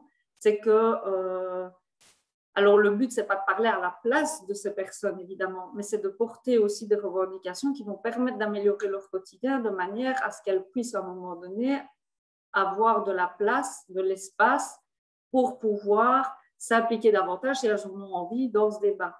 Parallèlement à ça, mais il y a tout le travail à faire avec les acteurs et actrices de terrain qui, donc nous-mêmes, qui travaillons au plus près des travailleurs et des travailleuses avec ou sans emploi. Et quand on parle des travailleurs avec emploi, on parle aussi de très, très bas salaires. Donc, il y a tout le travail de sensibilisation, d'éducation populaire à faire. Et ça, je l'ai évoqué tout à l'heure. Il y a aussi toute la collaboration qu'on met en place avec les réseaux de lutte contre la pauvreté, etc. Et donc, ça nous amène effectivement à collaborer ensemble sur le terrain, à sensibiliser davantage. Mais ce que j'ai surtout envie de dire, c'est que ce n'est pas sur ces personnes-là que repose la responsabilité des dérèglements climatiques et des conséquences des dérèglements climatiques, justement. Donc, ceux que l'on doit surtout pointer du doigt et celles et ceux que l'on doit surtout sensibiliser à la question des dérèglements climatiques et à leurs conséquences, ce sont les politiques, ce sont les entreprises, ce sont les entrepreneurs, ce sont ceux qui détiennent le pouvoir politique et économique. Et donc, c'est surtout... Alors, les autres, on ne va pas les laisser de côté, justement, on doit les protéger pour les aider à faire face à ce qui va nous tomber dessus. Mais d'un autre côté, on doit pointer du doigt celles et ceux qui sont responsables politiquement des décisions qui sont prises et de leurs conséquences. Oui. Et pour aller dans le même sens, il y a un chiffre qui est assez frappant. C'est un chiffre, il y a beaucoup de chiffres sur ces sujets, mais au niveau des Nations Unies, il y a un rapport officiel qui montre que 1% seulement des plus riches dans le monde émet plus que 50% des plus pauvres. Et même, d'après ce rapport, ce serait 2 fois plus. Donc, c'est absolument inouï. Donc, on est tout à fait d'accord sur les responsabilités. Mais, néanmoins, les politiques de transition climatique doivent maintenant toucher tout le monde. Donc, d'une façon bien sûr différenciée, mais il y a quand même une sensibilisation à faire de tout le monde, même si ces responsabilités sont différentes par rapport à des changements qui doivent être accompagnés aussi, bien sûr. Maintenant, oui. Je me permets d'assister. Oui, la sensibilisation, on l'a fait, d'autant plus que ces personnes-là sont confrontées de manière directe. On parle de la facture énergétique. Le problème, c'est qu'elles n'ont pas d'autre choix que de continuer éventuellement à se chauffer au charbon parce qu'elles n'ont pas les moyens de pouvoir isoler correctement leur logement, etc. Et donc, on rencontre beaucoup de travailleurs et de travailleuses qui sont sensibilisés et qui disent oui, moi j'aimerais bien pouvoir faire mieux, mais je ne saurais pas, je n'y arrive pas. Je ne sais pas me rendre au travail autrement qu'avec ma vieille bagnole toute puante qui pollue énormément. Et donc, c'est là où la problématique de la tarification routière, etc., amène des inégalités. Alors, nous, on ne dit pas non, il ne faut pas qu'il y ait une mesure. On est bien conscient qu'à un moment donné, il faut arrêter un certain nombre, par exemple, la production des moteurs thermiques, etc. OK. Mais quelle solution est-ce qu'on amène pour toutes ces personnes qui ne pourront pas s'acheter des véhicules électriques compte tenu du coût des véhicules électriques? Oui. Oui, tu veux intervenir, Nicolas? Ou tu veux y aller, Willy? Vas-y. Vas-y, j'irai après. Et pour moi, quelque chose qui est vraiment essentiel par rapport à ça, c'est en effet de pointer la part de la responsabilité individuelle et la part de la responsabilité systémique. Et évidemment, dans les responsabilités individuelles, la part des plus riches qui sont les plus grands pollueurs et la part des plus pauvres. Et alors, il y a les plus pauvres chez nous et je vois pas mal d'interventions dans le chat à ce sujet. Il y a évidemment les plus pauvres d'entre les pauvres qui sont les personnes précarisées dans les pays du Sud qui n'émettent à peu près rien en termes de gaz à effet de serre. Pour donner un chiffre, on estime environ à un quart la part des efforts individuels qu'on peut faire pour résoudre le problème et à trois quarts la part systémique. Je mets toujours une astérisque quand je cite ce chiffre-là, parce qu'on ne peut évidemment pas totalement... Il n'y a pas un pare-feu imperméable entre la dimension individuelle et la dimension systémique, évidemment. Nos actions individuelles, ce n'est pas juste des éco-gestes de je mets mon pull plutôt que de monter le chauffage, c'est aussi un moyen de pression sur le système. Et de la même façon, les changements dans le système amènent la possibilité du changement individuel. L'exemple que tu cites de la personne qui est coincée à devoir utiliser sa vieille bagnole, c'est un très bon exemple de ça. Donc, ce lien entre systémique et individuel, alors il y a individuel et il y a collectif, mais pas dans le sens systémique, mais essayer ensemble de faire bouger les lignes, me semble une dimension absolument essentielle. Et donc, si vous allez lire dans le mémorandum de la coalition climat la partie sur la taxation carbone, en fait, on parle vraiment de ça. C'est-à-dire qu'on dit, la position qu'a pris la coalition climat, c'est de dire alors on l'a appelé contribution climat-solidarité, mais donc un mécanisme qui donne un signal prix, ça fait partie des solutions, mais ça ne peut faire partie des solutions qu'à certaines conditions. Et ces conditions, aujourd'hui, elles ne sont pas réunies parce qu'on n'offre pas aux gens la possibilité du changement. Et donc, on a mis dans la position une série de préalables qui nous semblent indispensables pour pouvoir utiliser ce genre de mécanisme. Donc, il faut que ce genre de mécanisme puisse viser les gens qui avaient les moyens de changer et qui ne l'ont pas fait. Et pour ça, il faut des politiques de soutien à la transition, d'une part, et d'autre part, il faut que chaque personne puisse vivre d'un revenu décent. On est dans des pays les plus riches du monde. Il est anormal qu'un tas de gens aujourd'hui vivent en dessous du seuil qui leur permet une vie décente. Et si on obtient ça, alors il devient possible de contribuer financièrement si on n'a pas mis en place ce qu'on devait mettre en place. On ne peut pas responsabiliser uniquement les individus. Le système, et le système c'est nous, la société doit prendre des décisions collectives. Willy, tu veux ajouter quelque chose? Sinon, il y a une autre question qui te concerne directement. Ouais, je voulais juste ajouter quelque chose sur l'enjeu de sensibilisation. Effectivement, moi, je rejoins Selena sur le fait que il n'y ait pas un tel enjeu de sensibilisation vis-à-vis de populations qui sont finalement que très peu émettrices et très peu responsables. Par contre, il y a peut-être un enjeu de sensibilisation inverse, c'est-à-dire que les personnes qui sont amenées à penser les politiques environnementales, soit au sein des ONG environnementales, mais aussi au sein du système politique, puissent avoir conscience des conditions de vie en fait, de certaines populations et notamment sur les questions liées à la taxe carbone, sur le fait que c'est pas parce qu'on va augmenter le prix de l'essence à la pompe que les gens vont tout de suite arrêter de prendre leur voiture parce que juste des fois ils n'ont pas le choix. Donc il y a peut-être un enjeu de sensibilisation inverse en fait.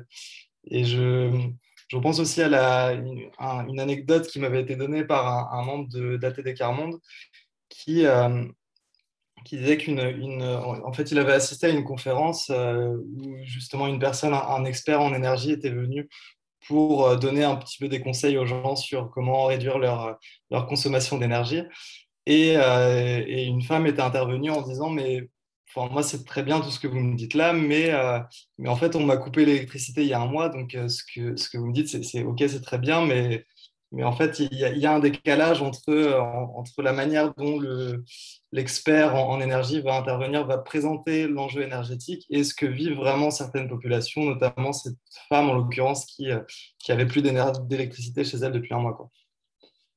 Donc voilà, tout ça, enfin voilà, pour dire que oui, s'il y a un enjeu de sensibilisation, pour moi, il est peut-être plus inverse, c'est-à-dire que des personnes qui ont des responsabilités devraient être plus sensibilisées aux conditions de vie de certaines catégories de la population. Très bien. Alors, il y a une question de Pierre-André. Pierre-André était un orateur d'une conférence précédente où il était intervenu avec notamment Adélaïde Charlier qui discutait son texte à propos justement de la responsabilité individuelle. Quelle est la responsabilité des personnes ou des acteurs organisés? Et donc, il dit, vous voyez son texte, il explique qu'en fait, il y a des critiques qui arrivent par rapport à toute une série de problèmes et qui revendiquent une justice climatique, mais est-ce qu'on a pu identifier quelque chose de plus précis sur, je lis ici, ces dernières notions manquent de définition claire dans les discours, aucune mesure politique comme redistribution de la rente de carbone, accompagnement de la reconversion professionnelle ne ressort clairement. Votre travail valide-t-il ce constat? Et par rapport à ces sujets, y a-t-il des clivages ou est-ce qu'on voit apparaître des projets de société sur ces enjeux? On a déjà parlé de la taxe carbone, hein, donc peut-être ne parlons pas encore une fois de ça, mais est-ce qu'on peut répondre à ça? Apparemment, Nicolas, tu as une petite idée? Oui, Oui, mais moi, je veux bien réagir. Donc, dans l'intervention écrite, il y a plusieurs éléments, notamment un élément sur les mouvements plus spontanés et la société civile dite organisée. Je pense que c'est un aspect essentiel de ce qui est en train de se passer, c'est qu'on voit émerger toute une série de nouveaux mouvements sociaux. Je le disais en parlant des marches de 2019, hein, Youth for Climate avec Adélaïde Charlier, il y a un mouvement qui s'appelle Rise for Climate, il y a Extinction Rebellion qui a émergé, etc. Et moi, je trouve ça super intéressant que tous ces mouvements arrivent. Et en fait, toute une partie d'entre eux ont rejoint la coalition climat. Donc, aujourd'hui, la coalition climat, elle est passée de 70 à 90 organisations membres parce qu'elle a été rejointe d'une part par des acteurs qui ne sont pas des acteurs historiques de la lutte climatique, comme par exemple l'ensemble des mutuelles qui ont rejoint la coalition climat au printemps dernier, et par ailleurs par des nouveaux mouvements citoyens qui viennent y chercher justement peut-être plus de contenu, plus d'actions structurées, etc. Je trouve ça vraiment intéressant. Maintenant, moi, je pense qu'on ne doit pas attendre des nouveaux mouvements citoyens d'arriver avec les solutions hyper précises toutes faites. Et c'est justement du travail collectif qu'on va faire émerger ça. Et donc, là où je suis en désaccord avec l'intervention, c'est que, alors quand on descend dans la rue, on descend dans la rue avec plutôt des slogans, mais ça, c'est la même chose dans la plupart des mouvements citoyens. Mais derrière, c'est la même chose quand il y a une marche syndicale, les gens descendent autour de 4 ou 5 grandes revendications. Derrière, il y a tout le travail des services d'études des syndicats pour proposer des solutions très concrètes. Et là, le texte auquel il a été fait référence, le mémorandum pour un Green New Deal de la coalition climat, c'est une centaine de propositions. Alors, elles sont résumées, mais derrière, il y a le travail des organisations membres qui permettent de détailler comment on peut mettre ça en œuvre. C'est plus que juste des slogans sur la justice climatique. Il y a 100 propositions concrètes qui, selon nous, permettent à la fois de diminuer les inégalités sociales et de diminuer les émissions de gaz à effet de serre. D'accord, oui, donc ça c'est important. On pourrait peut-être mettre un lien vers ce texte. Oui, je veux bien le mettre dans le chat. Oui, on le mettra. Willy, tu veux réagir à ça aussi ou on passe à une autre question? Ou peut-être Selena, je ne sais pas. Si je peux répondre rapidement, pour moi, effectivement, j'ai pu voir en interrogeant à la fois plutôt ce qu'on va appeler des mouvements sociaux, enfin, moins organisés et plutôt des ONG. Il y a effectivement une scission. Après, j'ai l'impression que elle ne se fait pas tellement sur les termes parce que pour moi, la vision de la société, elle est plus ou moins la même, mais la scission, elle se fait plutôt sur les stratégies à adopter, quoi. Entre les ONG qui vont plus adopter des stratégies un petit peu plus classiques, institutionnelles, et et les mouvements sociaux qui vont plus être sur des stratégies voilà, de contestation. Et voilà, pour moi, la scission, elle se fait vraiment à ce niveau-là, au niveau du modèle de société qui est défendu et de la critique voilà, de certaines mesures. Je n'ai pas l'impression qu'il y ait tant de scission que ça. Peut-être une vision un peu plus radicale chez certains mouvements sociaux plus spontanés. D'accord. Alors, on a une autre question ici de Sophie Wüstefeld qui parle plutôt de communication. Vous voyez, si dans notre com, on centre tout sur l'environnement, on n'embarque pas nécessairement ceux qui pâtissent des conséquences sociales et sanitaires de l'agriculture industrielle. Elle donne l'exemple de la nourriture bio, qui a évidemment également des effets positifs à la fois oui, pour le modèle agricole et pour la santé. Est-ce que vous voulez réagir à ça, sur le fait de communiquer plus sur l'environnemental?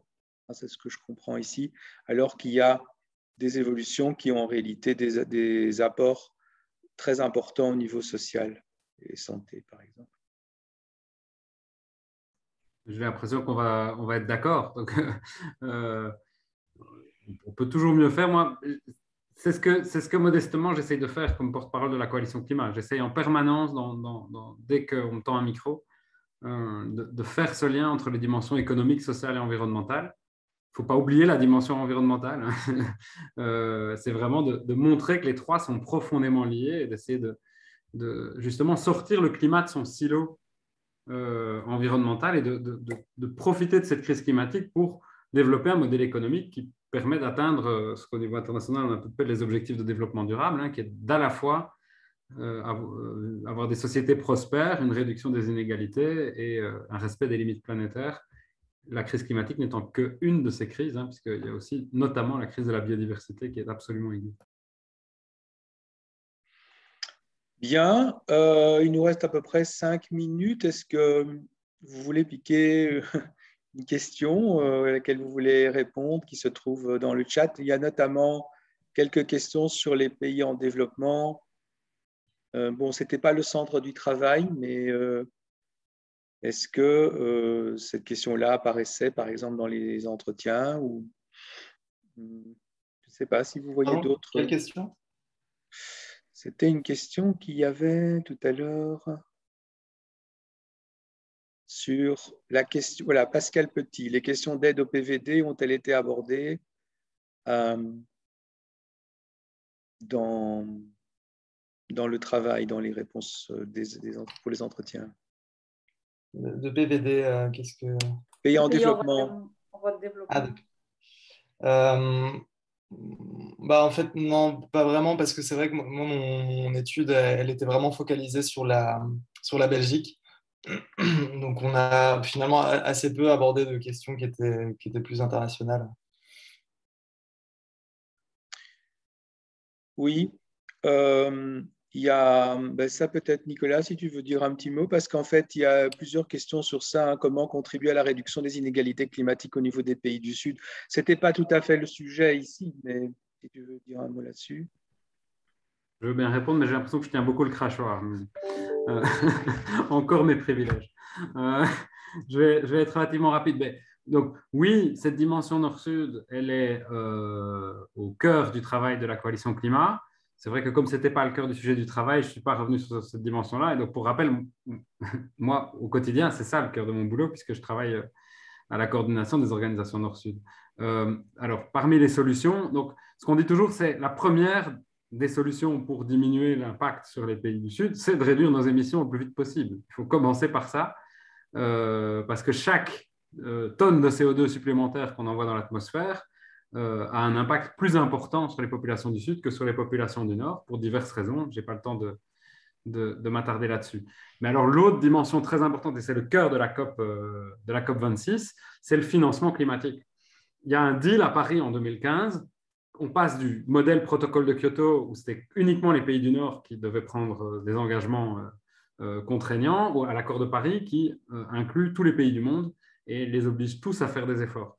Et la contrepartie de ça, c'est l'engagement de la part des pays riches à mettre chaque année, à partir de 2020, 100 milliards de dollars sur la table pour financer les politiques climatique et plus largement de développement durable dans les pays du Sud. Et l'argent n'est pas sur la table aujourd'hui. On estime, on n'a pas encore les chiffres définitifs pour 2020, mais en 2019, c'était environ 80 milliards de dollars. Et on pense que le montant de 100 milliards ne sera pas atteint avant 2023. Et donc, un des cœurs de la négociation à la COP aujourd'hui, c'est de faire. Les pays du Sud veulent que ces 100 milliards soient calculés sur une moyenne sur 6 ans de 2020 à 2026, en disant tout ce que vous n'avez pas payé, vous allez devoir le payer plus tard. Et c'est aussi un enjeu de justice sociale, puisque les inégalités nord-sud, c'est des inégalités sociales exacerbées. Quelqu'un disait, la plupart, les 2 tiers de la population belge appartiennent aux 10% les plus riches de la planète. Donc, clairement, on parle là d'un enjeu de justice sociale. C'est simplement la justice sociale internationale. Ce qui est intéressant, d'ailleurs, c'est que le concept de justice climatique, qu'on entend beaucoup dans les marches pour le climat, est aujourd'hui récupéré comme une notion de justice sociale, alors qu'en fait, le concept de justice climatique au départ, et c'est comme ça qu'il est inscrit dans l'accord de Paris, c'est la justice entre le Nord et le Sud. Et donc là, on a un combat Nord-Sud qui a influencé un combat social. Je trouve ça intéressant. Oui, et on peut ajouter aussi quand même qu'il y a des inégalités très importantes dans les pays du Sud et dans beaucoup de pays, malheureusement, la démocratie laisse fort à désirer. Et donc, les personnes victimes de ces inégalités à l'intérieur des pays ont beaucoup de mal à se faire entendre. Peut-être la dernière question qui est un peu provocatrice sur les bords, c'est la question de comment on définit les populations précarisées et si on se paye une véranda avant d'isoler sa maison. Ça serait peut-être une question pour Selena. Alors. Comme par hasard. Non, mais en fait, je ne l'ai même pas vu. Tu es sûr qu'on a posé cette question-là? Non, je blague. Oui, elle est dans question-réponse. Oui. Ce sont des... Non, c'était une blague, Edwin. Évidemment, c'est une question à laquelle on est confronté. Par exemple, quand on continue, nous, à demander, je vais l'illustrer par cette revendication-là, on continue à demander une réduction de la TVA sur l'électricité, enfin sur l'énergie, de 21 à 6%. Alors, c'est clair que même dans les réseaux de lutte contre la pauvreté, etc., on n'est pas forcément favorable à cette mesure-là parce qu'on considère, ce qui n'est pas faux, qu'elle va quand même privilégier aussi les plus aisés dans la population. Et donc, mais quand nous, on parle de plus aisés dans la population, on peut imaginer que quelqu'un qui a une maison 4 façades avec 4 chambres, une piscine, le jacuzzi, on est plus que dans l'aisance là. Et d'un autre côté, on a des populations qui sont très précarisées pour qui cette diminution de la TVA permettrait quand même de faire face à une certaine urgence. Et entre les deux, ça permettrait aussi à ce qu'on appelle la classe moyenne, de manière un peu réductrice, même si la classe moyenne voit ses revenus fortement diminuer depuis de nombreuses années, leur permettrait aussi de faire face à cette urgence, face à la facture énergétique qu'on connaît aujourd'hui. Donc, je n'ai pas la question sous les yeux, mais c'est clair qu'il y a une question de justice fiscale qui fait partie de cette question de lutte contre les inégalités sociales, comme l'a évoqué aussi Nicolas et comme c'est repris dans le travail de Willy. C'est qu'à un moment donné, de la même manière, quand on parle de qui va payer le coût de la transition ou du changement climatique, il faut prendre conscience du fait que ce sont les épaules les plus larges qui doivent pouvoir contribuer davantage. C'est aussi un principe de solidarité, tout simplement. Et donc, il ne s'agit pas de stigmatiser certaines personnes par rapport à d'autres, mais simplement de se dire qu'à partir du moment où on a davantage de moyens et de facultés, on doit contribuer davantage dans cet esprit de solidarité de manière à permettre à ce que tout le monde puisse avoir, que ce soit une protection sociale suffisante ou de pouvoir aussi faire face aux conséquences du changement climatique et aux mesures à prendre. Et on le voit d'ailleurs dans le travail qu'a fait Willy, les personnes qui sont responsables des problèmes climatiques sont celles qui vivent dans l'aisance et qui adoptent les comportements les plus irresponsables justement par rapport au changement climatique. Donc, voilà, celui qui a la possibilité de se faire sa petite véranda, je ne citerai pas de marque, on entend beaucoup de publicité. Voilà, ce n'est pas ces personnes-là qu'on vise et qu'on veut stigmatiser. On parle quand même de responsabilité collective. Et au-delà des personnes individuellement, à nouveau, comme on disait tout à l'heure, il y a aussi une manière de voir la production et de voir le marché. Et donc là aussi, on a des pollueurs qui doivent être responsabilisés parmi les entreprises et surtout les grosses entreprises. Parce que là, à nouveau, il faut faire une différence entre la petite PME qui n'a pas forcément les mêmes moyens d'investir que la grosse entreprise qui, en plus d'avoir les moyens d'investir, va bénéficier de déductions de cotisations NSS de manière linéaire et sans les réinvestir justement, par exemple, dans des mesures innovantes pour moins polluer ou produire de manière plus équitable. Bien, merci beaucoup. On va devoir terminer. Donc, c'est vrai que ce sujet des liens entre social et environnement a bien progressé ces dernières années. Je crois qu'il y a 10 ans, on n'aurait pas pu élaborer autant. Et c'est notamment grâce à vos organisations, un peu aussi grâce au travail de certains chercheurs. Et donc, j'espère qu'on a pu éclairer le public. On pouvait partir sur des tas d'autres sujets, mais voilà, on a déjà maintenant déblayé certaines questions. Vous pourrez trouver ça sur notre site. N'hésitez pas à partager. Comme j'ai dit, demain, nous avons une autre conférence sur l'enseignement du climat dans les universités. Et le 29 novembre, c'est autre chose, on va parler de la psychologie et des questions climatiques, puisqu'on parle d'éco-anxiété, par exemple, et comment est-ce qu'on peut comprendre le fait qu'on sait mais qu'on n'agit pas, et une série de sujets comme ça qui vont être étudiés par une série de psychologues. Voilà, vous trouverez ça également sur le lien. Merci encore à tous et à toutes et à une prochaine. Au revoir. Merci, bon après-midi. Merci, au revoir. Merci, au revoir. Au revoir, merci.